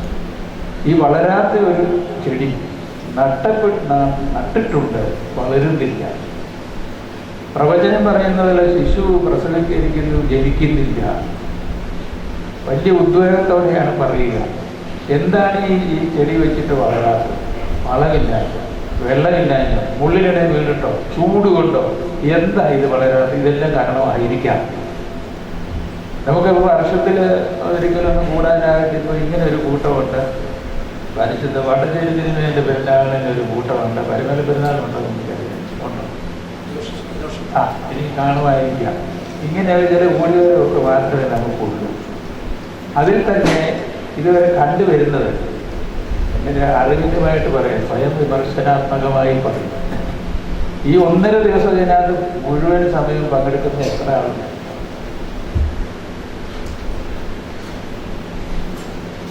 ഓടിപ്പോകും. അപ്പോൾ നമുക്ക് അവിടെ ഇവിടെ അഡ്മിഷനായി, അവിടെ പരീക്ഷയായി, അവിടെ ആളില്ല, അവിടെ പിള്ളേർ മാത്രമേ ഉള്ളൂ. ഇങ്ങനെ ഒത്തിരി നമുക്ക് പറയാനുണ്ട്. നമുക്ക് നമ്മുടേതല്ലാത്ത ഇതല്ലാത്ത നിൽക്കുന്ന ഒത്തിരി നല്ല കാര്യങ്ങൾ നമ്മുടെ കയ്യിലുണ്ട്. ഒന്നും മോശമല്ല. അപ്പോൾ ഇതിൻ്റെ വളർച്ചയെക്കുറിച്ച്, ഇതിൻ്റെ പുലർച്ചയെക്കുറിച്ച് ആശങ്കപ്പെടേണ്ടത് ഏതോ ചില കെട്ടിടമില്ലാഞ്ഞിട്ടാണെന്നോ അല്ലെങ്കിൽ സുഖജീവിതം ഇല്ലാഞ്ഞിട്ടാണെന്നൊക്കെ പറഞ്ഞാൽ അറുവാർത്ഥമാണ്. ആരും വിശ്വസിക്കുന്നു. വിപത്ത് വേണ്ട എന്ന സുഖിയന്റെ വിചാരമെന്ന് ഇയ്യോബ് പറഞ്ഞു. വിപത്ത് വേണ്ട എന്ന സുഖിയന്റെ വിചാരം ഇയ്യോബ് പറഞ്ഞു. അപ്പൊ അല്പം പോലും ഒന്ന് കുറയാൻ മനസ്സില്ല. എല്ലാ സുഖ സൗകര്യങ്ങളും ലോകത്തിൽ കിട്ടാത്തതിന്റെ ബെസ്റ്റ് വേണമെന്ന് വിചാരിച്ചാൽ അവർ സന്യാസം അട്ടപൂജ്യമായിട്ട് 7 നിലയിൽ പൊട്ടും. നമ്മുടെ അന്തരാത്മാവ് ലോകത്ത് മലങ്കര സഭയിൽ പ്രവേശിച്ചിട്ടില്ലാത്ത ഒരു കാര്യത്തെക്കുറിച്ചാണ് ഞാൻ എന്നെക്കുറിച്ചാണ് പറയുന്നത് വെച്ചു. നമുക്കിത് ചില പ്രൊമോഷൻ കിട്ടാനും, പൊസിഷൻ കിട്ടാനും, പദവി കിട്ടാനും, അധികാരം കിട്ടാനും, അല്ലെ അത്യാവശ്യം ചില പണം ഉണ്ടാക്കാനും ഈ ഒരു നിലയിൽ നിന്ന് ഉയരുന്നില്ല. ഇത് ചങ്ങല കൊണ്ട് ബന്ധിച്ചിട്ട് വള്ളം കെട്ടിയിട്ട് തുഴഞ്ഞ് എത്ര നാൾ തുഴഞ്ഞല്ല ആ തുഴഞ്ഞെടുത്ത് തന്നെ നിൽക്കും. കാരണം ഇത് വലിയ ചങ്ങലയിട്ട് കിട്ടിയിരിക്കുക അവിടെ ഇവിടെയൊക്കെ. ഇതിനെക്കുറിച്ച് വളരെ കാര്യമായി നമ്മൾ ചിന്തിക്കേണ്ടതാണ്. പത്രോസ്മേനിയുടെ ബംഗാളി, ഹിന്ദി ഭാഷയിൽ നിന്ന് ബൈരാഗിയായി എന്ന് പറഞ്ഞു. നല്ല വിദ്യാഭ്യാസമുള്ള എഴുതി പറഞ്ഞു. എടുത്ത് ചാടി, കടലിലേക്ക് എടുത്ത് ചാടി. ഒന്നും നോക്കി, ഒന്നും വേണ്ടായിരുന്നു. സമീപകാലത്ത് വടക്കേ ഇന്ത്യയിൽ ദേവോദർശിനെ ഞാൻ കണ്ടിട്ടുണ്ട്. ഒരു ക്ലാസ്മേറ്റ് കണ്ടണ്ടാക്കിയുള്ള ട്രെയിനിൽ പോകുന്നത്, വില്ലേജസിൽ പോകുന്നത്, വില്ലേജ് മിഷന് പോകുന്ന സ്കൂളാണ്. അവർക്കൊന്നും വേണ്ടായിരുന്നു. വേണമെന്നുള്ളിടത്താണ് പ്രശ്നം തുടങ്ങുന്നത്. വയലപ്പുറം മാധ്യമം വായിച്ചിട്ട് പിന്നെ ദേവോദര സിനിമേനും വലിയ ദേവനാഥ സിനിമേനും ഒക്കെ നമ്മൾ കണ്ടിട്ടുള്ളതാണ്. ഇത് മാധ്യമ സീതന്മാരായി നമുക്ക്. ചിലതൊക്കെ വേണ്ട എന്ന് ഇല്ലെങ്കിലും ജീവിക്കാമെന്നൊരു ധാരണ ഇന്ന് വേണം ഇല്ലെങ്കിൽ ജീവിതം പോയി എന്ന് ചിന്തിക്കാറില്ല. കമ്പയർ ചെയ്യുന്നത് നമ്മൾ ലോകവുമായിട്ടാണ് കമ്പയർ ചെയ്യുന്നത്.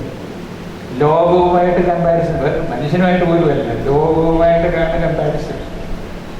കമ്പയർ ചെയ്യാനില്ലെന്ന് മാത്രമല്ല, നമുക്ക് അറിഞ്ഞുകൂടാ. ലോകത്തിൻ്റെ നിലവാരങ്ങളുമായിട്ട് കമ്പയർ ചെയ്തിട്ട് അതിൽ പ്രശംസിക്കുകയോ അതിൽ മനമിടുകയോ ചെയ്യുന്ന ആളുകളുടെ സംഘമാണോ എന്ന് ചിന്തിക്കേണ്ടി വരും. കാര്യമായി നമ്മൾ ഈ വഴിക്ക് മലങ്കര സഭയ്ക്ക് ഈ നൂറ്റാണ്ടിൽ 21ാം നൂറ്റാണ്ടിൽ എന്തെങ്കിലും ഒരു കോൺട്രിബ്യൂഷൻ കൊടുക്കാനുണ്ടാകുമോ ഇവിടുത്തെ സന്യാസ സംഘങ്ങൾക്ക്? കഴിഞ്ഞ നൂറ്റാണ്ടിൽ പലതും ഉണ്ടായിരുന്നു, പല ത്യാഗികളുണ്ടായിരുന്നു. ജീവിത മാതൃക ഒരല്പം വിശുദ്ധിയുടെ ഒരു ജ്വലനം ഉണ്ടാകുമോ ഈ സഭയിൽ, സന്യാസ സംഘങ്ങളിൽ? ആവറേജ് കൊണ്ട് തൃപ്തിപ്പെടുന്നവരല്ലേ? ഒരു വിശുദ്ധിയുടെ ഒരു നാമ്പ് ഉയർന്നു വരുന്നു. കഴിഞ്ഞ നൂറ്റാണ്ടിൽ ഞാൻ പറഞ്ഞ ചിലതൊക്കെ മനസ്സിലാണ്, കുറെ കോൺട്രിബ്യൂഷൻസ് സഭയ്ക്ക് കിട്ടിയിട്ടുണ്ട് പല നിലയിൽ. ഈ നൂറ്റാണ്ടിൽ മലങ്കര സഭയിലെ സന്യാസ സംഘങ്ങളിൽ നിന്ന് സഭയ്ക്ക് പ്രയോജനം ഉണ്ടാക്കുന്ന, കമ്മ്യൂണിറ്റിക്കും പ്രയോജനം ഉണ്ടാക്കുന്ന എന്തെങ്കിലും ഒരു എഴുന്നേൽപ്പുണ്ടാകുമോ എന്ന് ചിന്തിക്കാൻ നമ്മളിവിടെ ക്ലാസ് വരും. പലരും ക്ലാസ് എടുത്തിട്ട് പോകും, നല്ല വാക്ക് പറഞ്ഞിട്ട് ഒരു മീറ്റിംഗ് പങ്കെടുക്കും, അടുത്തൊരു കാണുകയാണ്, അടുത്ത അവസാനം വരുന്നതാണെങ്കിൽ ആദ്യം കാണുക, ഇന്ന് കാണുന്നവനെ നാളെ കാണുക എന്ന് പറഞ്ഞു നമ്മളിങ്ങനെ ആ ദേശത്ത് ഉയർത്തെഴുന്നേൽപ്പില്ല, പ്രത്യക്ഷമാകുക അപ്രത്യക്ഷമാണ്. അതുപോലെ നമ്മുടെ ഇതിനകത്തെ പാർട്ടിസിപ്പേഷൻ പറഞ്ഞ സാഹചര്യങ്ങൾ കൊണ്ടല്ല ചോദ്യം ചെയ്യുകയല്ല. പക്ഷേ മനസ്സിൻ്റെ ഒരു സംസ്കരണവും നിഷ്ഠയും പടിയിറങ്ങിയാൽ പിന്നെ എല്ലാം വേഷമായി.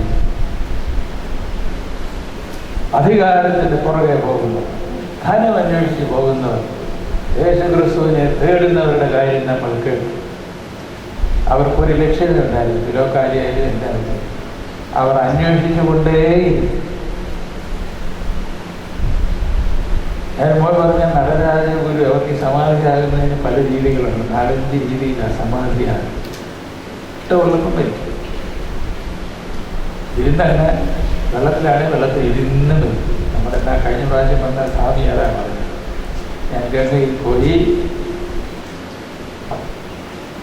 ഇരുന്ന് സമാധി, ജലസമാധിയാവുന്നു. അല്ലെങ്കിൽ ഭൂമിയിൽ ഇരുന്ന് ജനിച്ചിരിക്കുന്ന ഭൂമിയിൽ ഇരുന്ന് കുടിക്കാത്തിറങ്ങി അവിടെ ഭൂസമാധിയായി മാറി. ഇല്ല, ഹിമാലയത്തിൽ പോയി മഞ്ഞിനകത്തിരിക്കുന്നു, ഹിമസമാധിയായി മാറി. ഞാൻ പറഞ്ഞ നടരാജഗുരു 85 വയസ്സായിരിക്കുന്നതാണ്. ആദ്യം ഒരു ഹാർട്ട് അറ്റാക്കൊക്കെ വന്നതിന് കുറേ നാളോട് ജീവിച്ചു. അവസാനം വന്ന് അഭിപ്രായമൊക്കെ ആയിക്കില്ല, ആഹാരം കുറച്ച് തുടങ്ങി. അപ്പോൾ കൂടെയുള്ളവർക്ക് സംശയമായിട്ടുണ്ട്, കഴിക്കുന്നതല്ല ഇതുള്ളതുകൊണ്ട് കഴിക്കണമെന്നില്ലല്ലോ എന്ന് പറഞ്ഞ് ഞാൻ ആഹാരം കുറച്ച് തുടങ്ങി. പിന്നെ അങ്ങനെ കുറേ ദിവസം കഴിഞ്ഞ് ആഹാരം കുറച്ച് വരും. മരിക്കുന്ന ഒരു ദിവസം മുമ്പ് ശിഷ്യന്മാരെ വിളിച്ച് പറഞ്ഞു, എല്ലാവരും വാ അനുഗ്രഹിക്കാൻ പോകാമെന്ന് പറഞ്ഞ് അവരെ എല്ലാം അനുഗ്രഹിച്ചു. പിറ്റേ ദിവസം കൂടെ കാണാൻ മുനി പ്രസാദിനോട് പറഞ്ഞു, മുനി നാരായണ എം.എൻ. പ്രസാദ്, അദ്ദേഹത്തിൻ്റെ പേര് കൊടുത്ത എം.എൻ.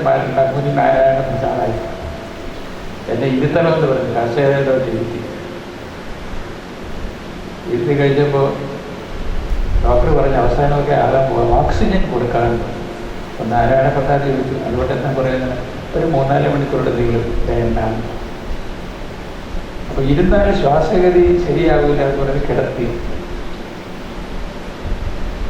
കാണുമെന്ന് പറഞ്ഞു.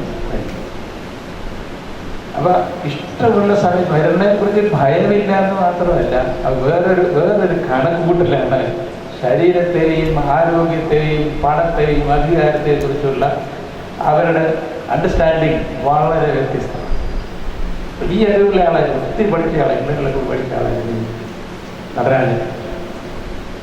സമാധിയാകുന്നതിന് സന്തോഷം, ഇഷ്ടമുള്ള സമാധിയായി ചിലപ്പോൾ തിരിച്ചു പോയി, അവർ മരിച്ചിരുന്ന് ഇതിനെ ജീവിച്ചെടുക്കും, ഇതിനൊക്കെ കഴിവുണ്ടായിരുന്നു. അത് കേവലം ഒരു മിറക്കിളായിട്ട് പറയുകയില്ല. നമ്മുടെ ഔട്ട്ലുക്ക്, ആരോഗ്യത്തിൻ്റെ മേൽ, അധികാര കസേരയുടെ മേൽ, പണത്തിൻ്റെ മേൽ, സ്ഥാപനങ്ങളുടെ മേൽ, ഭാവിയുടെ മേൽ, ഇതിനെക്കുറിച്ചൊക്കെയുള്ള നമ്മുടെ കണക്കുകൂട്ടലുകളുണ്ട്.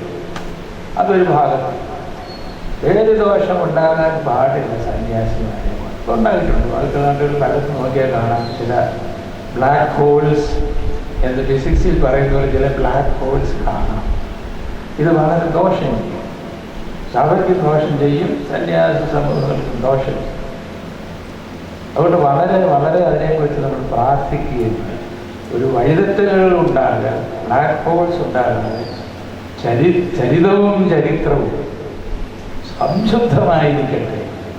അതിലൊരു പേരുദോഷം വരാൻ പാടില്ല ആരുടെയും ഭാഗത്ത്. മലങ്കര സഭയിലെ സമൂഹങ്ങളെ കുറിച്ച് സഭാധ്യക്ഷന് അഭിമാനം തോന്നണം, പിതാക്കന്മാർക്ക് അഭിമാനം തോന്നണം. അദ്ദേഹം സന്യാസംഘത്തിലെ അംഗമല്ലെന്നൊക്കെ പറയുന്നത് നമുക്കറിയാം, ഒരാൾ കൂടുതൽ പറഞ്ഞിട്ടുണ്ട്. അതിൽ ഞങ്ങൾ സന്തോഷിക്കണം. പക്ഷേ ഈ സമൂഹങ്ങളെ കുറിച്ച് സഭാധ്യക്ഷന് ഒരിക്കലും തലവേദന കൊടുക്കുക. അദ്ദേഹത്തിന് എന്നും അതിനെക്കുറിച്ച് സന്തോഷം, അഭിമാനം. യൂറിയ ബാവ തിമോത്തിയോസ് തിരുമേനി അന്ന് ടി തോമസിനെ കാണുമ്പോൾ വലിയ വാത്സല്യം. അദ്ദേഹം വളരെ നിഷ്ഠയായിട്ട് ജയിക്കുന്ന ആളാണ്. അച്ഛനായിരിക്കുമ്പോൾ റബ്ബാനായി കഴിഞ്ഞ് അവിടെ സെൻറ്റ് സ്റ്റീവൻസ് കോളേജിൽ പഠിപ്പിക്കുക, ഓലഷെട്ടിലാണ് പഠിപ്പിക്കുന്നത്. ഇപ്പോഴത്തെ പള്ളി ഇതൊക്കെ വയസ്സുണ്ട്, അത് വലിയൊരു ഷെഡ്. അത് ഇരിക്കുന്നതിൻ്റെ വടക്ക് വയസ്സ് ഒരു ഷെഡ്, അതിൻ്റെ താഴെ ഓഡിറ്റോറിയം പറഞ്ഞത് 2 ഷെഡ്, ഓല ഷെഡ്. അതിലൊന്നിനാണ് ഇത് ഇംഗ്ലീഷ് പഠിപ്പിക്കുന്നത്. അതിനകത്ത് ഡിപ്പാർട്ട്മെൻറ്റ് വലിയ നോമ്പ് കാലം 22:30 കഴിഞ്ഞായിട്ട് വെള്ളം കുടിക്കില്ല. ഇംഗ്ലീഷ് പഠിപ്പിക്കാൻ കുറേ ധാരാളം ഇട്ട് കുടിക്കുന്നത് ഭയങ്കര താഴെപ്പെടും.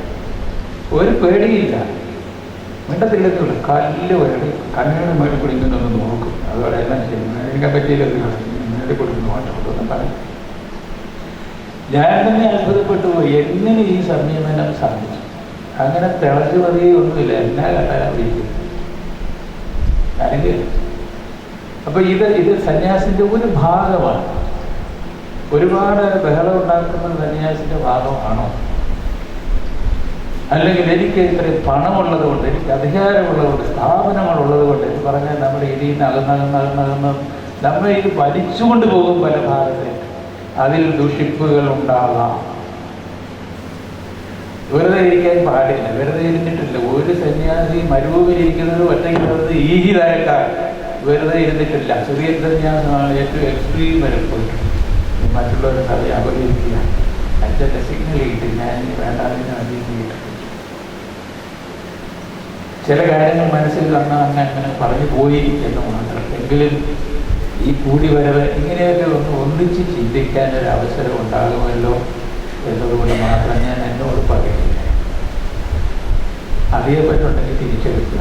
എന്തായാലും നമുക്ക് ഈ സമൂഹങ്ങൾ ശക്തിപ്പെടണം, അംഗസംഖ്യയിലും ശക്തിപ്പെടണം, നിഷ്ഠാജീവിതത്തിൽ ശക്തിപ്പെടണം, വിനയത്തിൽ ശക്തിപ്പെടണം, പല തൃഷ്ണകളിൽ നിന്ന് വിമുക്തമാകുന്നത് വഴി ശക്തിപ്പെടണം.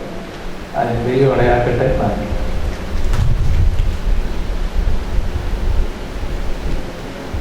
യൂണിവേഴ്സിറ്റിയിലേക്ക് വളരെ അത്യാവശ്യമായിട്ട് പോകേണ്ടത് ഉള്ളതുകൊണ്ട് ഒരു വാക്ക് ആശംസകൾ അറിയിക്കുവാനായിട്ട്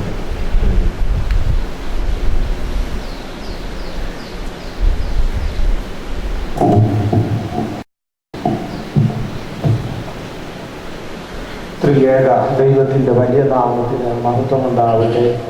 പരിശുദ്ധ കാതോലിക്ക ബാവ തിരുമേനി, അധ്യക്ഷൻ തിരുമേനി, മറ്റ് തിരുമേനിമാരെ, റമ്പാച്ചന്മാരെ, വൈദിക സഹോദരങ്ങളെ, സഹോദരിമാരെ, ഏവർക്കും ദൈവനാമത്തിൽ സ്നേഹവന്ദനം. ഒരു പ്രഭാഷണത്തിനൊന്നുമല്ല, ഒരു വാക്ക് പറയണം എന്ന് ബഹുമാനപ്പെട്ട കുറിയാക്കോസ് അച്ഛൻ്റെ ആശംസ ഒരു വാക്ക് പറയണം എന്ന് പറഞ്ഞതുകൊണ്ട് മാത്രം നിൽക്കുകയാണ്. ഈ വർഷത്തെ നമ്മുടെ സംഘാംഗങ്ങളുടെ കൂടിവരവിൻ്റെ മുഖ്യ വിഷയം വളരെ പ്രസക്തമായ വിഷയമാണ് എന്ന് എനിക്ക് തോന്നുന്നു. 62-ാം സങ്കീർത്തനം 1-ാം വാക്യം, എൻ്റെ ഉള്ളം ദൈവത്തെ നോക്കി മൗനമായിരിക്കും. സന്യാസ ജീവിതത്തിൻ്റെ ചങ്ക് ആണ് യഥാർത്ഥത്തിൽ ഈ വാക്യം. Contemplative life. ഇന്ന് അഭിമന്യ ഐറേനിയസ് തിരുമേനി പരിശുദ്ധ ഭാവാതിരുമേനിസ് കൊണ്ട് പ്രസംഗിച്ചതുപോലെ തന്നെ ബാലൻസ് എന്തൊക്കെയോ നമുക്ക് തെറ്റിയിരിക്കുന്നു. മലങ്കര സഭയിൽ എൻ്റെ നോട്ടത്തിൽ 4 തരത്തിലുള്ള സന്യാസാശ്രമങ്ങളാണ് ഉള്ളത്. ഒന്ന് പക്ക കോൺടംപ്ലേറ്റീവായിട്ടുള്ള ആശ്രമം എന്നങ്ങനെ ഇല്ല, എങ്കിലും അങ്ങനെ ഉണ്ടെങ്കിൽ ബഥനിയുടെ സ്ഥാപനം അങ്ങനെയായിരുന്നു എന്നാണ് ഞാൻ ചിന്തിക്കുന്നത്. പത്തനാപുരം ആശ്രമം കോൺടംപ്ലേറ്റീവ് കം ആക്റ്റീവ്. കാലം ചെയ്ത പുണ്യശ്ലോകനായ മാർത്തോമാ ദീവനാശ്വരി പറയുവാൻ ഓറ എറ്റ് ലബോറ, പ്രാർത്ഥനയും പ്രവർത്തനവും പ്രവർത്തനവും പ്രാർത്ഥന. യേശുദമ്പുരാൻ്റെ സ്റ്റൈൽ ഓഫ് ലൈഫ് അതുപോലെ അഡോപ്റ്റ് ചെയ്യും. പകൽ മുഴുവൻ പ്രവർത്തിക്കുക, രാത്രി മുഴുവൻ പ്രാർത്ഥിക്കുക. അതായിരുന്നു ആ ഒരു സ്റ്റൈലായിരുന്നു പത്തനാപുരം പേരായുടെ സ്ഥാപനം. പിന്നെ ഉസ്താദ്യൂസിനെയും പോലെയുള്ളവര് മിഷനും കോൺടംപ്ലേഷനും കൂടെ രണ്ടും കൂടെ സമന്വയിപ്പിച്ചുകൊണ്ട് ആശ്രമപ്രസ്ഥാനങ്ങളുണ്ടാക്കി. ദേവദോസിരിവേനിയോ അല്ലെങ്കിൽ അതുപോലെയുള്ള കോയമ്പത്തൂരെ തടാകവാശ്രമത്തിലെ Buckingham Walsh, bishop Buckingham Walsh അതുപോലെയുള്ളവരൊക്കെ ചേർന്നാണ് നാലാമത്തെ ടൈപ്പ്, അതായത് ആതുര സേവനവും കോൺടംപ്ലേഷനും. അപ്പോൾ പക്കാ കോൺടംപ്ലേറ്റീവായിട്ടുള്ള ഒരാശ്രമം ഇന്ന് കാര്യമായിട്ടുണ്ടോ എന്ന് തന്നെ സംശയം. പക്ഷെ എനിക്ക് തോന്നുന്നത് നമ്മൾ ഇത് തമ്മിലൊരു ബാലൻസ് ഉണ്ടാവും. ഇന്ന് ബാലൻസ് തെറ്റിക്കിടക്കുകയാണ്. നമ്മളൊന്ന് ചിന്തിച്ച് നോക്കിയാട്ട് നമ്മുടെ ജീവിതത്തിൻ്റെ 50-50 പറ്റിയില്ലെങ്കിൽ ഒരു 45 40 100-40 കോൺടംപ്ലേറ്റീവ് ലൈഫിനും ഒരു 60 ആക്റ്റീവ് ലൈഫിനും പോയാൽ വലിയ കുഴപ്പം വരത്തില്ല. 50-50 ആയിട്ട് പോയാൽ വലിയ കുഴപ്പം വരത്തില്ല. പക്ഷെ ഇന്ന് പറ്റിയിരിക്കുന്നത് 90 ആക്ടിവിറ്റി ലെസ് ദാൻ 10, ചിലയിടത്ത് ലെസ് ദാൻ 10 പോലും ഇല്ല, 5% പോലും കോൺടംപ്ലേഷനോ പരിശുദ്ധ ഭാവാദിവൻസ് കൊണ്ട് കൽപ്പിച്ചതുപോലെ പേഴ്സണൽ വ്യക്തിപരമായ ആധ്യാത്മികതയ്ക്കോ വ്യക്തിപരമായ ഒരു സന്യാസഭാവത്തിനോ യാതൊരു ഒന്നിനും കൊടുക്കാതെ കുറച്ച് സ്ഥാപനമുണ്ട്, ഇതിന് പറഞ്ഞത് കുറച്ച് സ്ഥാപനമുണ്ട്, അതിനെ നോട്ടും കിട്ടും നേതാവ് കളിച്ചിങ്ങനെ നടക്കുക. ഞാൻ പ്രാങ്കായിട്ടൊക്കെ പറയുകയാണ്, ഞാനും ആശ്രമത്തിലൊരാളായതുകൊണ്ട് പറയുക. അതുകൊണ്ട് ഈ വർഷത്തെ വിഷയം വളരെ ചിന്തനീയമായൊരു വിഷയമാണ്. എൻ്റെ ഉള്ളം ദൈവത്തെ നോക്കി മൗനമായിരിക്കും. അപ്പം കോൺടംപ്ലേറ്റീവിൻ്റെ ഫലമാണ് സങ്കീർത്തനത്തിലൂടെ നമ്മെ ഓർപ്പിക്കുക. അതുകൊണ്ട് നമ്മുടെ സ്റ്റൈൽ ഓഫ് ലൈഫിൽ ഒരു ബേസിക് ഓറിയൻറ്റേഷന് വ്യത്യാസം ഉണ്ടാവണം. ലൈഫ് കുറച്ച് ഇന്നത്തെ കാലസ്ഥിതി അനുസരിച്ച് ആക്ടിവിറ്റി ഇല്ലാതിരിക്കാനും സാധ്യമല്ല. അതുകൊണ്ട് മുഴുവൻ ആക്ടിവിറ്റി വിട്ടിട്ട് മുഴുവൻ കോൺടംപ്ലേറ്റീവായിട്ട് പോകാൻ പറ്റുമോ എന്നുള്ളത് പ്രായോഗികമായി ബുദ്ധിമുട്ടുണ്ട്. അങ്ങനെ കുറച്ച് പേര് ഇരിക്കുന്നെങ്കിൽ ഇരിക്കട്ടെ, നല്ലതാണ്. എങ്കിലും എല്ലാവർക്കും ഇപ്പം അങ്ങനെ പറ്റുമെന്ന് തോന്നുന്നില്ല. അതുകൊണ്ട് so we have to maintain a balance between these two, active life, contemplative life. ഇതിന് അത് ആശ്രമങ്ങളിൽ സമൂഹമായിട്ടല്ല, നമ്മൾ തന്നെ വ്യക്തിപരമായി നമ്മുടെ ജീവിതത്തിൽ ഒരു ബാലൻസ് ഉണ്ടാക്കുമെങ്കിൽ വലിയ പരിക്കില്ലാതെ പോകാം എന്ന് മാത്രമേ ഞാൻ പറയുന്നുള്ളൂ. ഒരു ക്ലാസ് എടുക്കാനൊന്നും ഞാനിപ്പോൾ നിൽക്കുന്നില്ല. അതുകൊണ്ട് ഈ ഒരു ബാലൻസിലേക്ക് അത് വ്യക്തിപരമായി സ്വയം ഒരു കോൺടംപ്ലേറ്റീവ് ലൈഫിൽ നാം ആയിരിക്കുവാൻ നാം ഒന്ന് ശ്രദ്ധിക്കണം. എന്നാൽ നമ്മെ ഏൽപ്പിച്ചിരിക്കുന്ന ദൗത്യങ്ങൾ വിട്ടു കളയുകയും വേണ്ട. അപ്പൊ ഈ കോൺടംപ്ലേറ്റീവ് ലൈഫിൽ നിന്ന് കിട്ടുന്ന ഊർജവും നിയന്ത്രണവും ആത്മനിയന്ത്രണവും ആത്മീയതയും നമ്മൾ ഈ ആക്ടിവിറ്റിയെ കുറച്ചുകൂടെ പ്രകാശിക്കും. സങ്കീർത്തനത്തിൽ വേറൊരു വാക്കുകൂടെ ഉണ്ടല്ലോ, അവങ്കിലേക്ക് നോക്കിയവർ പ്രകാശിതരായി. അപ്പൊ കോൺടംപ്ലേറ്റീവ് ലൈഫ് നയിക്കുന്ന ഒരു സന്യാസിക്ക് മാത്രമേ ഒരു ആധ്യാത്മിക ദർശനത്തോടുകൂടി, ഒരു ആധ്യാത്മിക ഭാവത്തോടുകൂടി, ക്ഷമയോടുകൂടി, വിനയത്തോടുകൂടി, വികാര നിയന്ത്രണത്തോടുകൂടി കർമ്മമേഖലകളിൽ പ്രവർത്തിക്കുവാൻ സാധിക്കുകയുള്ളൂ എന്നുള്ളത് വാസ്തവം. അതുകൊണ്ട് ഈ വർഷത്തെ നമ്മുടെ ഈ കൂട്ടായ്മ, ഈ ഒരു ഓറിയന്റേഷൻ, ഈ കോൺടംപ്ലേറ്റീവ് ലൈഫ് എങ്ങനെ വ്യക്തിഗത ജീവിതത്തിൽ കുറച്ചുകൂടെ ഒന്ന് പുഷ്ടിപ്പെടുത്തുവാൻ സാധിക്കുമെന്നുള്ള ഒരു ചിന്തയിലേക്ക് നയിക്കട്ടെ എന്ന് ആശംസിക്കുന്നു, പ്രാർത്ഥിക്കുന്നു. ദൈവം നമ്മെ എല്ലാവരെയും അനുഗ്രഹിക്കും. സഭയിലെ സീനിയർ മെത്രാപ്പൊലീത്ത അഭിമന്യ അന്തോണീസ് തിരുമേനി ഒരു വാക്ക് ആശംസ അറിയിക്കുന്നു.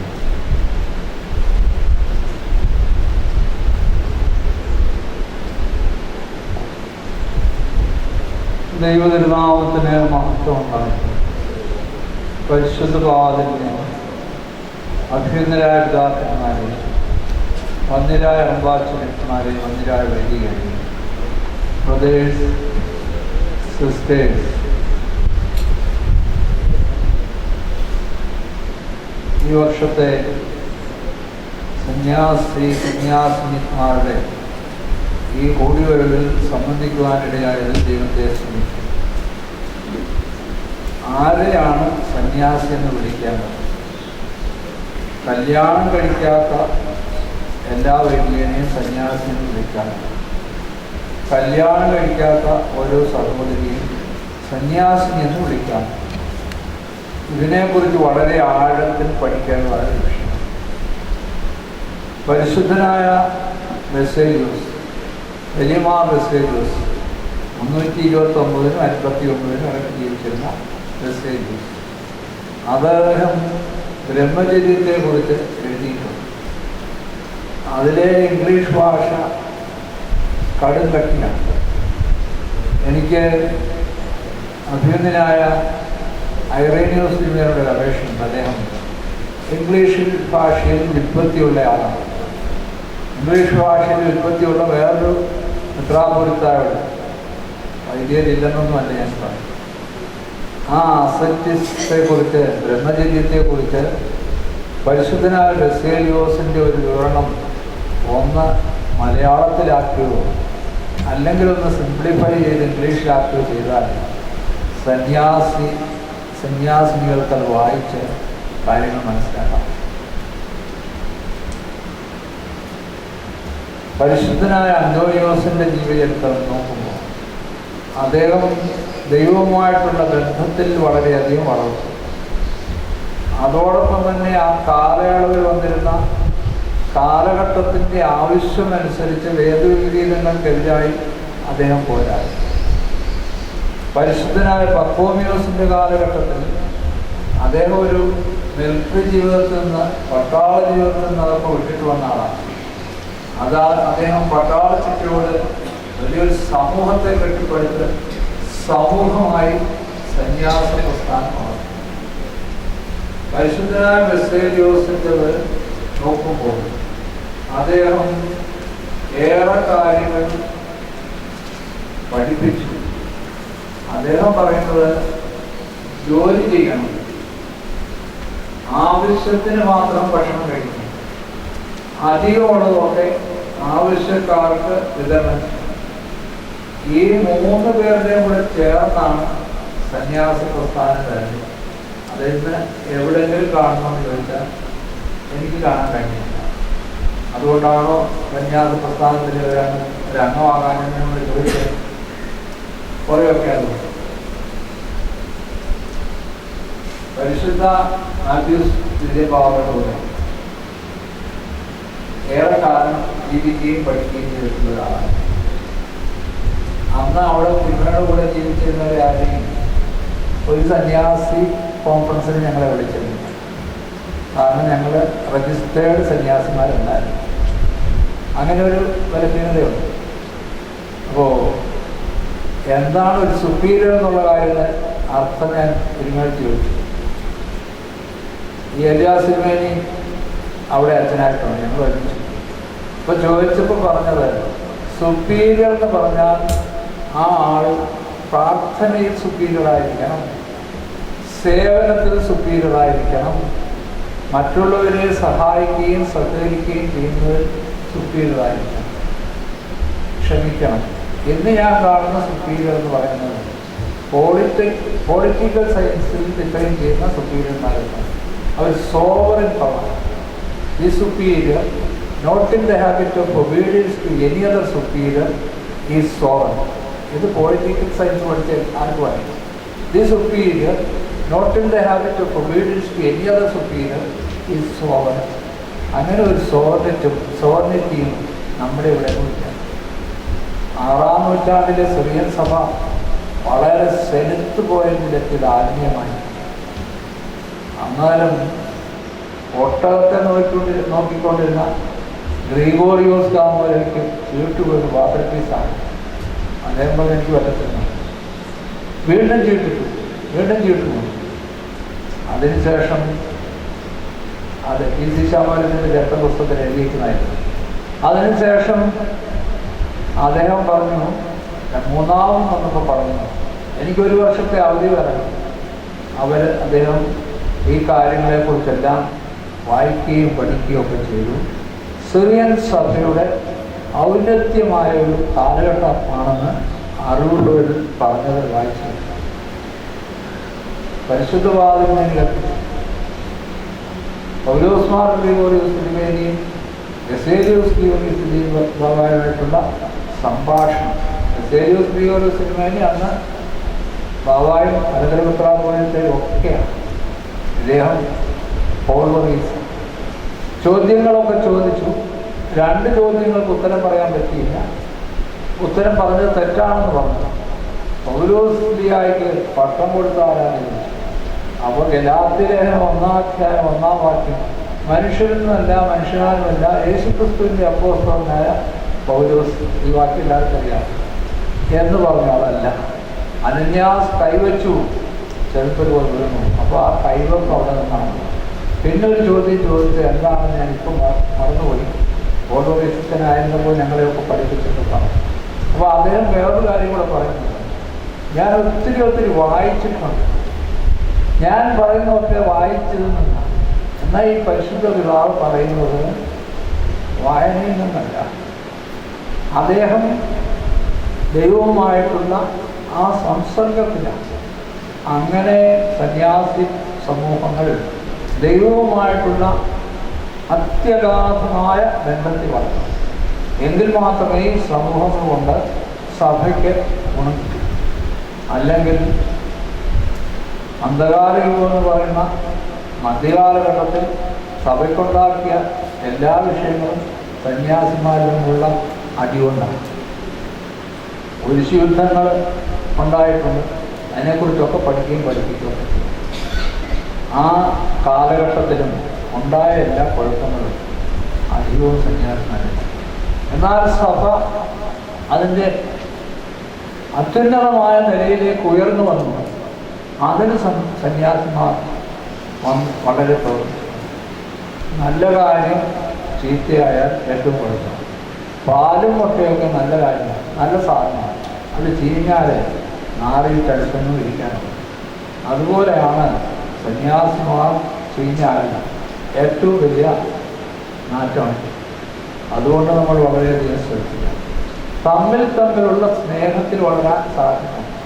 കർത്താവിൻ്റെ കൂടെ വന്ന മനുഷ്യരും എല്ലാം പച്ച മനുഷ്യരായിരുന്നു, പച്ചയായ മനുഷ്യരായിരുന്നു. പത്രോസിനെ അന്നിനും ചാടി ഉത്തരം പറയും.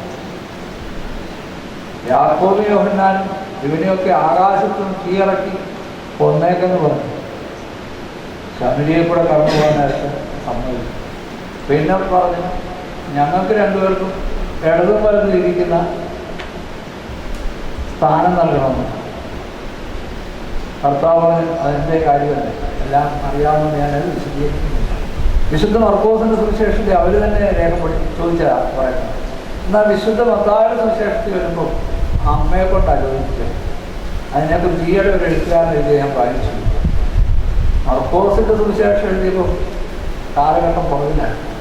മറ്റിടത്ത് എഴുതിയപ്പോഴത്തേക്ക് ഇവരെല്ലാം വലിയ മോൺസിഞ്ഞോറന്മാരാണ്. ആരാ? സഗതി മക്കളും. അതുകൊണ്ട് അത് അമ്മയുടെ വിലയിലോട്ട് വെച്ചു. അമ്മ അന്ന് മരിച്ചുപോയി. അമ്മ ജീവനോടില്ല ഇതെഴുതുന്ന കാലത്ത്, വിശുദ്ധ മത്തായിയുടെ സുവിശേഷം. അപ്പോൾ ഇങ്ങനെ അതെല്ലാം കഴിഞ്ഞിട്ട് എഫേസൂസിലെ ദർശനമൊക്കെ കഴിഞ്ഞിട്ട് ആ അവസരത്തിൽ യോഹന്നാൻ ശ്ലീഹായെ നമ്മൾ കാണുന്നത് സ്നേഹത്തിൻ്റെ അപ്പോസ്തലനാണ്. പരിശുദ്ധവാദം വേണ്ടി ഇടയ്ക്കൊരു കാര്യം, അതിനെക്കുറിച്ച് ഞാൻ ഒരു പരാമർശം. ഇവിടെയുള്ള സന്യാസിമാർ അവരൊക്കെ വളരെയധികം ശ്രേഷ്ഠമായി ജീവിച്ചിട്ടുള്ളത്. അവർ ചിലപ്പോൾ വിവാഹിതരായിരിക്കാം, അവിവാഹിതരായിരിക്കാം. അവരും ആ സന്യാസത്വത്തിൻ്റെ അങ്ങേറ്റത്തിൽ. രമണ മഹർഷിയെക്കുറിച്ചൊരു സംഭവം. രമണ മഹർഷി ഇങ്ങനെ ഇരിക്കുമ്പോൾ വലിയൊരു മഴ പെയ്ത് വെള്ളമൊഴുകി കുറേയേറെ ജീവികളൊക്കെ ചത്തുകൊള്ളുമ്പോൾ അദ്ദേഹം പോയി കൈ കാണിച്ച് ജീവികളെ രക്ഷപ്പെടുത്തി.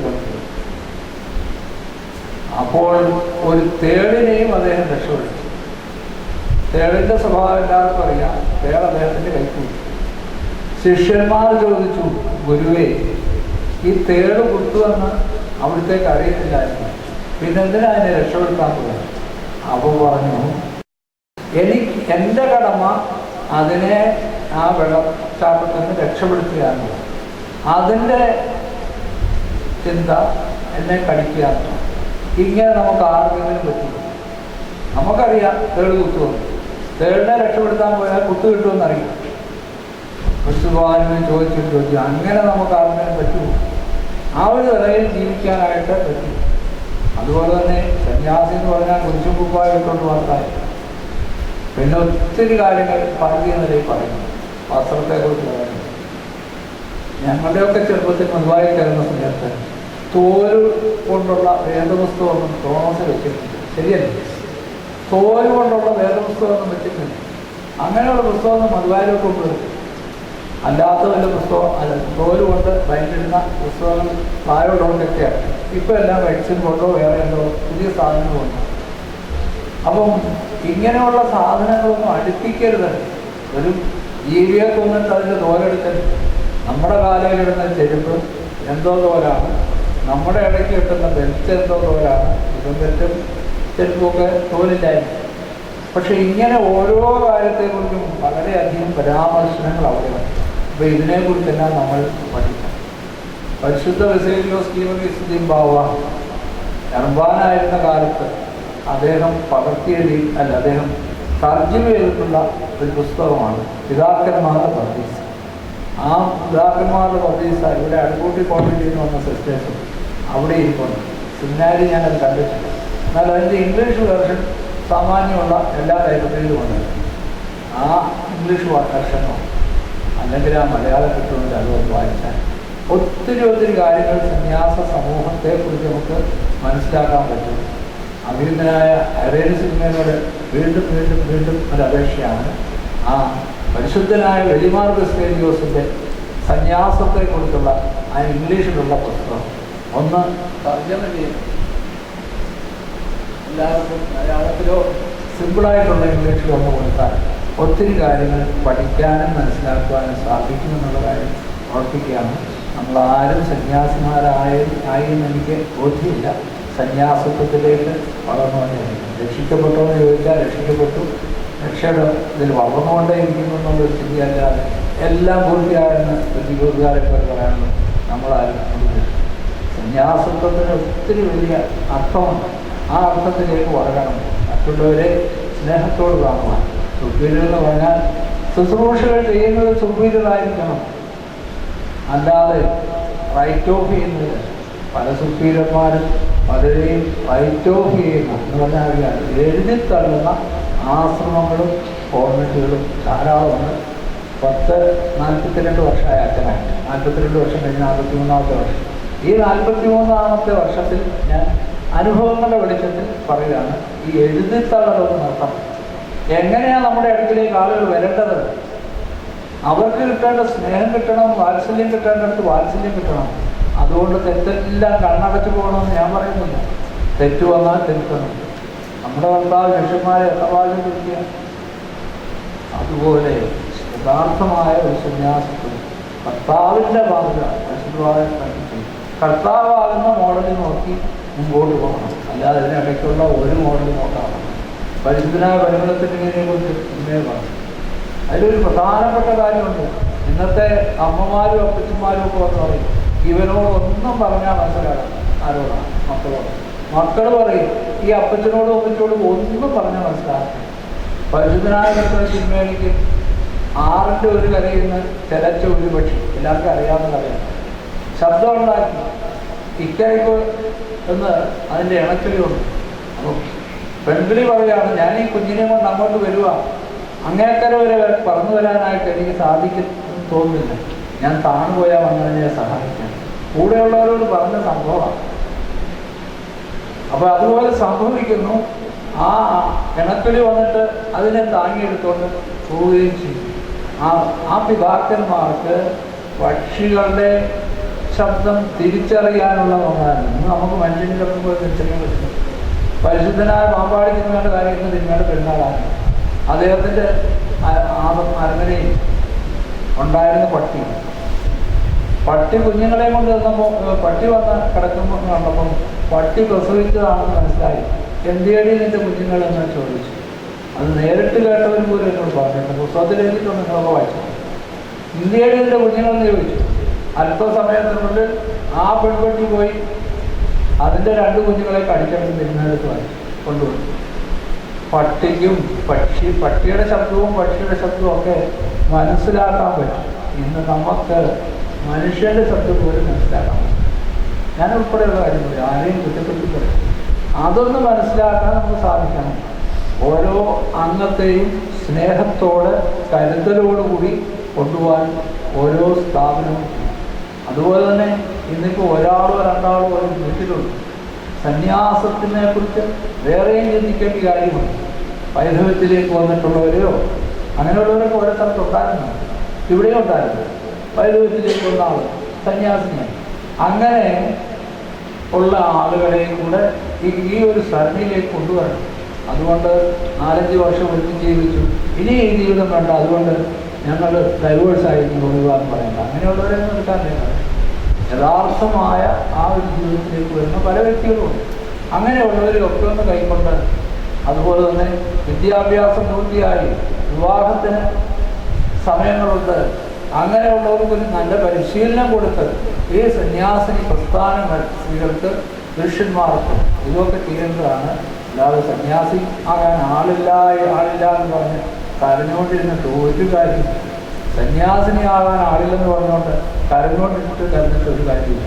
ഇങ്ങനെയുള്ളവരെയൊക്കെ ഒന്ന് കൂട്ടിക്കൊണ്ടുവന്ന് അവരെ ഒരു നല്ല വഴിയിലേക്ക് നയിക്കുവാനും നമുക്ക് കഴിയണമെന്നുള്ളതാണ് പുതിയ ചിന്ത എനിക്ക് പറയാനുള്ളത്. നിങ്ങൾക്ക് അതിനെക്കുറിച്ച് വളരെയേറെ പ്രയാസങ്ങളും പ്രതികൂലതകളും ഒക്കെ ചിന്തകളുണ്ടായിരിക്കാം. എന്നാലും അതൊക്കെ ഒന്ന് വിലയിരുത്തി ചിന്തിക്കുന്ന കാര്യമാണ്. ഞാൻ അഭിനന്ദനായ തിരുമേനിയോട് ആദ്യം പറഞ്ഞ് ഒന്നുകൂടെ ഓർപ്പിക്കുകയാണ്. ഞാനത് കുറേ വായിച്ചിട്ടുണ്ട്. എനിക്ക് അതിനുവേണ്ടി ഇംഗ്ലീഷ് അറിയാനും മതി. അപ്പോൾ വായിച്ചു നോക്കിയിട്ട് ഒന്നും വലുതായിട്ട് കിട്ടിയിട്ടില്ല, കുറച്ചൊക്കെ കിട്ടിയ കാര്യമൊക്കെ ആയി പറഞ്ഞു. പരിശുദ്ധനായ വലിയമാർ 329 കാലഘട്ടത്തിൽ ജീവിച്ചത് അതേ ഒത്തിരി കാര്യം പറഞ്ഞിട്ടുണ്ട്. അതൊന്ന് സിംപ്ലിഫൈ ചെയ്ത് ഇംഗ്ലീഷിലോ തിരുമേനിക്ക് നല്ല എളുപ്പത്തിലുള്ള ഇംഗ്ലീഷിലും മലയാളത്തിലും ഒക്കെ അത് ഒന്ന് എഴുതിയാൽ ഇവിടെ ഇരിക്കുന്ന സാധാരണക്കാരായ മനുഷ്യർ, ഇവിടെ ഇരിക്കുന്നവരെല്ലാവരും സാധാരണക്കാരെന്ന് പറഞ്ഞില്ല, എന്നെപ്പോലെ സാധാരണക്കാരായ മനുഷ്യർക്ക് അതൊന്ന് പഠിക്കാനും മനസ്സിലാക്കുവാനും സാധിക്കും. അതിന് സഹായിക്കണമെന്നുകൂടി അപേക്ഷിച്ചുകൊണ്ട് എൻ്റെ ആശംസകൾ ചുരുക്കുന്നു. ദൈവം എല്ലാവരെയും രണ്ട് പിതാക്കന്മാരുടെ ഒറ്റവാക്കിലുള്ള ആശംസകളോടുകൂടി സമ്മേളനം അവസാനിക്കും. ആവിഞ്ഞ ദേവദോമ ശ്രീമേനിയും അതുപോലെ ഏലിയ ശ്രീമേനിയും ആശംസകൾ അറിയിക്കുന്നതോടുകൂടി സമ്മേളനം അവസാനിക്കുക. 3 മിനിറ്റ് കൊണ്ട് 3 കാര്യങ്ങൾ.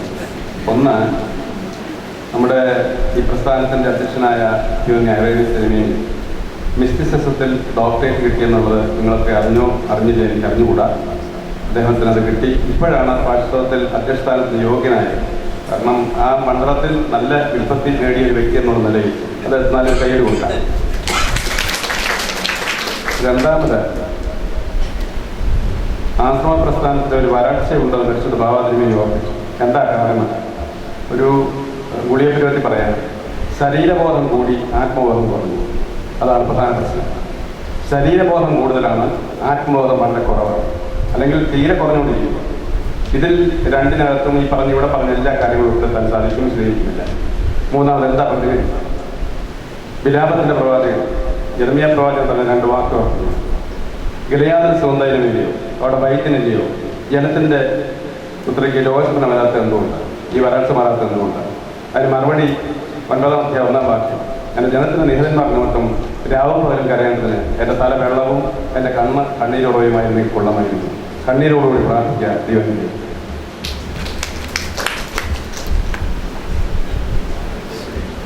ദൈവത്തിൻ്റെ വലിയ നാമത്തിന് മഹത്വം ഉണ്ടാകട്ടെ. പരിശുദ്ധ ബാബാതിരുമേനി, അഭിനയ തിരുമേനിമാരെ, സന്യാസി കുഞ്ഞുങ്ങളെ അംഗങ്ങളെ, പരിശുദ്ധ ബാബാതിരുമേനിയുടെ ജീവിതത്തിൽ വളരെ ആളുകൾ ചിന്തിച്ചും ധ്യാനിച്ചും സന്യാസ ജീവിതത്തെക്കുറിച്ചും സന്യാസമൂഹത്തെക്കുറിച്ചുമുള്ള കാര്യങ്ങൾ വളരെ വ്യക്തമായി പറഞ്ഞത് അടിവരയിട്ടുകൊണ്ട് ചിന്തിക്കുക എന്നുള്ളതാണ് നമുക്ക് പ്രസക്തമായിട്ടുള്ളത്. വ്യക്തിപരമായ ജീവിതത്തിൽ സന്യാസം വളരുമ്പോൾ അങ്ങനെയുള്ള സന്യാസികൾ സമൂഹത്തെ ശക്തിപ്പെടുത്തും, പുഷ്ടിപ്പെടുത്തും എന്നുള്ളതാണ് യാതൊരു സംശയമില്ല. ദൈവത്തെ അന്വേഷിക്കുകയും ദൈവത്തെ അറിയുകയും ചെയ്യുന്ന വ്യക്തികളാണ് സന്യാസം. വിവാഹിതരാണെങ്കിലും അവിവാഹിതരാണ്, രണ്ടു കൂട്ടരിലും സന്യാസത്തിൻ്റെ പാതയുണ്ടായിരിക്കണം. ഗ്രിഗറി നിസായിലെ ഗ്രിഗറിയസ് പറയുന്നത് മനസ്സിൻ്റെ കന്യാത്വമാണ് യഥാർത്ഥ കന്യാത്വം എന്നാണ്. വെർജിനിറ്റി ഓഫ് ദ മൈൻഡ് നമ്മുടെ കർത്താവ് തന്നെ കൽപ്പിക്കുന്നുണ്ട്. ദുർമോഹത്തോട് നോക്കിയാൽ മനസ്സുകൊണ്ട് വ്യഭിചാരിക്കും, കോപിച്ചാൽ കൊലപാതകം ചെയ്തു. വിവാഹിതനായിക്കൊള്ളട്ടെ അവിവാഹിതനായിക്കൊള്ളട്ടെ മനസ്സിൻ്റെ കന്യാത്വം വളരെ പ്രധാനപ്പെട്ടതാണ് എന്ന് കാത്തു സൂക്ഷിക്കുവാൻ നമുക്കെല്ലാവർക്കും സാധിക്കണം. മറുമരുൾ മോശയും വരുന്നുണ്ട്, ഏലിയാവും വരുന്നുണ്ട്. മോശ വിവാഹിതരുടെയും ഏലിയാവ് സന്യസ്തരുടെയും. മോശ മരിച്ചടക്കപ്പെട്ടവരുടെയും ഏലിയാവ് ജീവനോട് എടുക്കപ്പെട്ടവരുടെയും കൃതിയാണ്. രണ്ടും ശ്രേഷ്ഠ ഉത്സവമാണ്. എന്നാൽ സന്യാസത്തിന് വേണ്ടി പൂർണ്ണമായി നമ്മൾ സമയം ചെലവഴിക്കുകയാണെങ്കിൽ ഇതൊരു പടിയും കൂടെ ശ്രേഷ്ഠമാണെന്ന് യേശയ്യാപ്രവാചകൻ പറയുന്നുണ്ട്. അതിൻ്റെ അർത്ഥം നാം മനസ്സിലാക്കണം. ചകിരി, തൊണ്ടിനകത്ത് ചകിരിയും ചോറുമുണ്ട്. ആ ചോറ് കളഞ്ഞ ചകിരിയാണ് വ്യക്തിപരമായ സന്യാസി. അങ്ങനെയുള്ള ചകിരികൾ പിരിച്ചെടുത്ത് വടമാക്കുന്നതാണ് സന്യാസ സമൂഹം. അതുകൊണ്ട് ചോറ് അതിനകത്ത് ഉണ്ടാകാൻ പാടില്ല. സന്യാസം എന്ന് പറയുന്നത് സമ്യക്കായ ന്യാസം എന്ന് പറയുമ്പോൾ എന്തെല്ലാം ഉപേക്ഷിച്ചാലും അഹം ഉപേക്ഷിക്കുന്നില്ലെങ്കിൽ സന്യാസമാകത്തില്ല. അതിനെ ഓർപ്പിക്കുണ്ടായി, ഞാനെന്നും എൻ്റേതെന്നും എനിക്കെന്നുള്ള 3 വാക്കുകൾ സമ്പൂർണമായി ഇല്ലാതെ വരുമ്പോൾ മാത്രമേ ആ മനുഷ്യനിൽ സന്യാസം അവശേഷിക്കുകയുള്ളൂ എന്നുള്ളതിന് യാതൊരു സംശയമില്ല. ഭാരതീയ ഋഷികളെ സന്യാസത്തെക്കുറിച്ച് പറയുമ്പോൾ 4 സ്റ്റേജുകളാണ്. പാമ്പാടി തിരുമേനിയെ കുറിച്ച് എഴുതിയ കൂട്ടത്തിൽ അത് പറയുന്നുണ്ട്. പക്ഷെ അത് തെറ്റിച്ച് അതിനകത്ത് കൊടുത്തേക്കുന്നത്. ദൈവത്തെ അറിയുന്നവനാണ് സന്യാസി. ബ്രഹ്മവിദ്, വേദമെന്ന് പറയുന്നത് വിദ് എന്ന് പറയുന്ന സംസ്കൃതത്തിൽ അറിയുക എന്നുള്ളതാണ്. വേദം അറിവ്, വിദ്വാൻ അറിഞ്ഞവൻ. ബ്രഹ്മവിദ്, ബ്രഹ്മത്തെ അറിഞ്ഞവൻ സന്യാസിയാണ്. എല്ലാവർക്കും സന്യാസമുണ്ട്. ബ്രഹ്മവിദ് അത് കുറച്ചുകൂടെ കഴിയുമ്പോൾ അത് ശ്രേഷ്ഠമായ ബ്രഹ്മവിദ് വര. സാധാരണ മനുഷ്യ വരൻ എന്ന് വിളിക്കത്തില്ല, മണവാളനാണ്, ശ്രേഷ്ഠമാണ്. ബ്രഹ്മവിദ് വര. കുറച്ചുകൂടെ കഴിയുമ്പോൾ ബ്രഹ്മവിദ് വരിയാൻ, വരിക്കച്ചക്ക എന്ന് പറഞ്ഞ് കൂടെയേക്കാൾ ശ്രേഷ്ഠമാണ്. ബ്രഹ്മവിദ് വരിയാൻ അതിശ്രേഷ്ഠമാണ്. ബ്രഹ്മവിദ് വരിഷ്ഠ. ബ്രഹ്മവിദ് വരി, ബ്രഹ്മവിദ് വരിയാൻ, ബ്രഹ്മവിദ് വരിഷ്ഠ. ഇതിൻ്റെ അറ്റത്ത് പോലും എത്താൻ ഇതുവരെ സാധിച്ചിട്ട് അന്വേഷിച്ചുകൊണ്ടിരിക്കുകയാണ്. ഋഷി എന്ന് പറഞ്ഞാൽ ജ്ഞാനി എന്നാണ്. ഈ ഇതിന് പണ്ഡിതൻ എന്ന് പറഞ്ഞത് ആത്മജ്ഞാനത്തെ ഉദ്ദേശിച്ച ഈ പാണ്ഡിത്യം കൊണ്ട് വയറ്റിപ്പഴുപ്പിനെ സാധിക്കത്തുള്ളൂ. ആത്മജ്ഞാനമാണ് ഋഷി. ജ്ഞാനി, മഹർഷി മഹാജ്ഞാനിയാണ്, ത്രികാലജ്ഞാനിയാണ്. ഒരു മഹർഷിക്ക് ഭാവി കാലവും ഭൂതകാലവും വർത്തമാനകാലവും ഏകകാലത്തിൽ മനസ്സിലാക്കാൻ സാധിക്കും. അങ്ങനെ ഉള്ള മഹർഷികളിൽ ഒരാളായിരുന്നു ഏലിശാപ്രവാചകനൊക്കെ. ഗേഹാസി വളരെ ദൂരെ പോയിട്ടും മുറിയിലിരുന്നുകൊണ്ട് കാണാൻ സാധിച്ചു. ഒരു കള്ളത്തരവും അങ്ങനെയൊന്നും എവിടെ സാധിക്കത്തില്ല. ആ സന്യാസം ദൈവത്തെ അറിഞ്ഞുകൊണ്ട് ജീവിക്കുക എന്നുള്ളതേ ഉള്ളൂ. പരിശുദ്ധ ബാബാതിരുമേനി പറഞ്ഞ കാര്യങ്ങളെല്ലാം വളരെ ശ്രദ്ധയോടുകൂടി നാം കേൾക്കുകയും ഒക്കുന്നെങ്കിൽ അടുത്ത പ്രാവശ്യം ഒരു ദിവസമെങ്കിലും തിരുമേനിയുടെ ആശയങ്ങൾ സന്യാസത്തെക്കുറിച്ച് വളരെയേറെ ദാഹിക്കുകയും ജ്ഞാനയോടെ പോയി മൗനമായി ഇരിക്കുകയൊക്കെ ചെയ്യുന്നുണ്ട്. ഈ സന്യാസം ഭംഗിയാണെങ്കിൽ സഭയുടെ നേതൃത്വത്തിൽ ഒരു സന്യാസ പ്രസ്ഥാനം ഉണ്ടാകും, യാതൊരു സംശയമില്ല. അല്ലെങ്കിൽ അവരവരുടെ താല്പര്യങ്ങൾ സംരക്ഷിക്കാൻ മാത്രം ഉണ്ടാക്കുന്ന ഒരു സഭ. അതുകൊണ്ട് സഭയ്ക്കുണ്ടാകട്ടെ, സഭയ്ക്കൊരു സന്യാസ പ്രസ്ഥാനം ഉണ്ടാകട്ടെ. അതിനുശേഷം ചെറിയ ചെറിയ സന്യാസങ്ങൾ ഒന്നിച്ച് ബന്ധിക്കണം. അവരെ പരസ്പരം മാറ്റുവാനും മറിക്കുവാനും ഒക്കെ സാധിക്കണം. അങ്ങനെ സമ്പൂർണമായ ഒരു സന്യാസത്തിൻ്റെ സിസ്റ്റം നമുക്കുണ്ടാകണം. അത് കോപ്റ്റിക് സഭയാണെങ്കിലും എവിടെയാണെങ്കിലും ഒക്കെ അതാണ് അതിനകത്തുള്ളത്. അത് പൂർണ്ണമായ സന്യാസത്തിൻ്റെ വരം ഉൾവഴിയുള്ളവർക്ക് മാത്രം മതി, യാതൊരു നിർബന്ധം ആവശ്യമില്ല. സ്വയം അങ്ങനെ ഏതായാലും നമ്മുടെ സഭയിനെയും വളരണമെങ്കിൽ സഭ കാതലായി സഭയുടെ ചുമതലയിൽ പരിശുദ്ധ ബാബാതിരുമേനിക്ക് ഇത്രയും താല്പര്യമുള്ള സ്ഥിതിക്ക് സഭയുടേതായ ഒരു സന്യാസ പ്രസ്ഥാനം ഉണ്ടാകണം. അതിൽ നിന്ന് എല്ലാ സ്ഥാപനങ്ങളിലേക്കും നേഴ്സറിയിൽ നിന്ന് കൊടുക്കുന്ന പോലെ കൊടുക്കുവാൻ സാധിക്കാം. അല്ലെങ്കിൽ ഇപ്പോൾ ഓരോ സ്ഥാപനങ്ങൾ നടത്തുവാൻ ആളുകളെ നമ്മൾ നോക്കിയിട്ട് കിട്ടുന്നില്ല. ആരെങ്കിലും എന്തെങ്കിലും എടുക്കുക എന്നുള്ളതേ ഉള്ളൂ. അതുകൊണ്ട് പരിശുദ്ധ സഭയുടെ സന്യാസ പ്രസ്ഥാനം ശക്തമാകണം, അത് സഭയുടേതാകണം. അത് കഴിയുമ്പോൾ സഭയുടെ പൊതു സ്ഥാപനങ്ങളിൽ ബാബാ തിരുമേനിക്ക് നേരിട്ട് ഇങ്ങനെയുള്ള കാര്യങ്ങളെ നിയന്ത്രിക്കുവാനും മാറ്റുവാനും ഒക്കെ സാധിക്കും. കൊച്ചു കൊച്ചു സമൂഹങ്ങൾ ഉണ്ടാകട്ടെ, ആശയങ്ങൾ പൊരുത്തമുള്ളവർ തമ്മിൽ വരട്ടെ. അങ്ങനെ പൊരുത്തമില്ലാത്തവർ എവിടെയെങ്കിലും ഉണ്ടെങ്കിൽ പൊരുത്തമുള്ളവരെ തമ്മിൽ മാറ്റി താമസിപ്പിക്കാനൊക്കെ സാധിക്കും. ആരെയും കളയുവാൻ സാധ്യമല്ല എന്ന് ഓർപ്പിച്ചതുപോലെ യൂദായെ പോലും കൊണ്ടു നടന്നവരാണ് യേശുക്രിസ്തു. തന്റെ സ്വന്തം കൊലപാതകം തന്നെ ഒറ്റിക്കൊടുക്കുമെന്ന് അറിഞ്ഞുകൊണ്ട് തന്റെ രക്ഷയ്ക്ക് വേണ്ടി അവസാനം വരെ അവരെ തള്ളിപ്പറയാതെ കൊണ്ടു കടന്നവന്റെ പേരാണ് ക്രിസ്തു. ആ ക്രിസ്തുവിന്റെ പാത ഞാൻ നിങ്ങൾ സ്വീകരിക്കുമ്പോൾ ആശയപ്പൊരുത്തമില്ലെങ്കിൽ പോലും അവരെ നഷ്ടപ്പെടുത്താതെ സംരക്ഷിക്കുവാൻ കടമയും കടപ്പാടുമുള്ളവരും നമുക്കുണ്ട്. ഏതെങ്കിലും വിളി എങ്ങനെ തോന്നിയവരാണ് ഈ വന്നിട്ടുള്ളത്. പിന്നീട് അത് പിടിച്ചു നിൽക്കാൻ പറ്റാത്തവർ. ഞാൻ ഉദാഹരണം പറയും. ചില പിള്ളേരെ ഈ അമ്മമാരെ മുള്ളിച്ചിട്ട് കടത്തിയല്ലേ മുറി കിടന്നു മുള്ളും. അത് മുറിയുടെ കുഴപ്പമല്ല. അത് ബദലിലെ മുറിയാണെങ്കിലും പിന്നെ ഭദ്രാവത്തെ മുറിയാണെങ്കിലും ഓറയിലെ മുറിയാണെങ്കിലും ഇവനെ മുള്ളിച്ചിട്ട് കിടത്തിയില്ലെങ്കിൽ അവൻ കടന്നു കൊള്ളും. ആശ്രമത്തെ ഒന്നും കുറ്റം പറഞ്ഞിട്ട് കാര്യമില്ല. അതുകൊണ്ട് സന്യാസ പ്രസ്ഥാനത്തെ അങ്ങേയറ്റം വിലമതിച്ച് ജീവിക്കുന്നവരാണ് ഇവിടെ എല്ലാവരും. പിന്നെ ചില സമയം എൻ്റെ ശക്തി ക്യാൻസർ വരുന്നവർ ചില കുറവുകളൊക്കെ കണ്ടേക്കാം. ആ കുറവുകളൊക്കെ മനസ്സിലാക്കി സന്യാസ പ്രസ്ഥാനം സഭ ഓൺ ചെയ്യണം. അല്ലെങ്കിൽ ഓരോ തിരുമേനിമാർ ഓൺ ചെയ്യുന്നതായിട്ട് മാത്രമേ ഇരിക്കും. അപ്പോൾ അവരുടെ താല്പര്യങ്ങളും ഒക്കെ അവിടെ അല്പം കടന്നു വന്നിരിക്കും. അവരുടെ പിൻഗാമികളെ ഏൽപ്പിക്കാനും അവർ ചിലരെ മാത്രമേ കണ്ടുപിടിക്കത്തുള്ളൂ. സഭയ്ക്ക് പൊതുവായ സന്യാസ പ്രസ്ഥാനം ഉണ്ടാവണം. ഇതിനെ മുഴുവൻ കൺട്രോൾ ചെയ്യണം. അതിൻ്റെ പൊതുവായുള്ള ട്രാൻസ്ഫറുകളോ കാര്യങ്ങളോ ഒക്കെ കണ്ടുപിടിക്കാൻ സാധിക്കണം. അവിടെ പറ്റാതെ ഏതുണ്ടെങ്കിലും അതിനെ എലിമിനേറ്റ് ചെയ്യാനോ ശിക്ഷണത്തിൽ കൊണ്ടുവരാനോ സാധിക്കണം. സന്യാസ പ്രസ്ഥാനത്തിൽ കൂടെ സഭ വളരണം. അതേസമയം വിവാഹ ജീവിതം നയിക്കുന്നവരെ പ്രോത്സാഹിപ്പിക്കുകയും ചെയ്യണം. സന്യാസ ജീവിതത്തിന് ആളുകളെ കിട്ടണമെങ്കിൽ നല്ല കുടുംബജീവൻ നയിക്കുന്നവന് മാത്രമേ പറ്റത്തുള്ളൂ. ആകയാൽ സന്യാസ ജീവിതം നയിക്കുന്നവർ കുടുംബജീവൻ നയിക്കുന്നവർക്ക് പ്രേരണയായിക്കൊള്ളട്ടെ. കുടുംബജീവിതത്തിൽ നിന്ന് നല്ല സന്യാസികളെ കിട്ടട്ടെ. ഇത് പരസ്പര പൂരകങ്ങളാണ്, പരസ്പര വൈരുദ്ധ്യങ്ങളല്ല. ആകയാൽ സഭയുടെ സന്യാസ പ്രസ്ഥാനവും സഭയുടെ കുടുംബ ആ ഭാഗവും ഭംഗിയായി പോകുവാൻ തക്കവണ്ണം നമുക്ക് വളർത്തുവാനും പ്രാർത്ഥിക്കുവാനും കടമയും കടപ്പാടുമുണ്ട്. എനിക്ക് പെരുമാറ് വരെ പോകേണ്ടതുകൊണ്ട് ക്ഷമാപണത്തോടെ യാത്രയാകുകയാണ്. ദൈവം തമ്പുരാൻ എല്ലാവരെയും വാഴ്ത്തി അനുഗ്രഹിക്കട്ടെ. എൻ്റെ ബലഹീനമായ ജീവിതം ഒരു സന്യാസത്തിൻ്റെ പാതയിൽ കൊണ്ടുപോകാൻ എനിക്ക് വേണ്ടി നിങ്ങൾ പ്രാർത്ഥിക്കണമെന്ന് അപേക്ഷിക്കുന്നു. നിങ്ങളെ എല്ലാവരെയും ആ വിധം ശക്തിപ്പെടുത്താൻ ദൈവത്തോട് അപേക്ഷിക്കുന്നു. ബലഹീന നമ്മുടെ വാക്കുകൾ തീർന്നു. എല്ലാവിധ അനുഗ്രഹ ആശംസകളും നേർന്നുകൊണ്ട് വാക്കുകൾ ചുരുക്കുന്നു. ദൈവം നമ്മെ അനുഗ്രഹിക്കട്ടെ. അഖിലമലങ്കര സന്യാസ സമൂഹത്തിൻ്റെ 20ാം വാർഷിക സമ്മേളനം ഔദ്യോഗികമായിട്ട് ഉദ്ഘാടനം ചെയ്ത് കഴിഞ്ഞിരിക്കുകയാണ്. വരുന്ന ദിവസങ്ങളിൽ അതിൻ്റെ പ്രോഗ്രാം എല്ലാം നടക്കുന്നു. വന്നിരിക്കുന്ന എല്ലാവരും തന്നെ സജീവമായി ഈ ക്ലാസ്സുകളിലെല്ലാം സംബന്ധിക്കണമെന്ന് സ്നേഹപൂർവ്വം ഓർപ്പിക്കുകയാണ്. അഭിനയ ഏലിയാസ് ഓർപ്പിച്ചതുപോലെ പരിശുദ്ധ എപ്പിസ്കോപ്പൽ സിനോദോസ് സന്യാസ സമൂഹങ്ങളെക്കുറിച്ച് ശക്തമായി ഇടപെടുകയുണ്ടായി. അഭിനയ നിക്കോദിമോസ് തിരുമേനിയുടെ നേതൃത്വത്തിൽ സമൂഹങ്ങളെ പറ്റി പഠിക്കുവാനുള്ളൊരു കമ്മീഷൻ ഇപ്പോൾ നിലനിൽക്കുന്നു എന്നുള്ള കാര്യം സ്നേഹപൂർവ്വം നമ്മുടെ ശ്രദ്ധയിലേക്ക് കൊണ്ടുവരികയാണ്. ഈ സമ്മേളനം ഉദ്ഘാടനം ചെയ്ത് നമ്മെ അനുഗ്രഹിച്ചത് സഭയുടെ പരമാധ്യക്ഷൻ പരിശുദ്ധ ബാബാ തിരുമേനിയാണ്.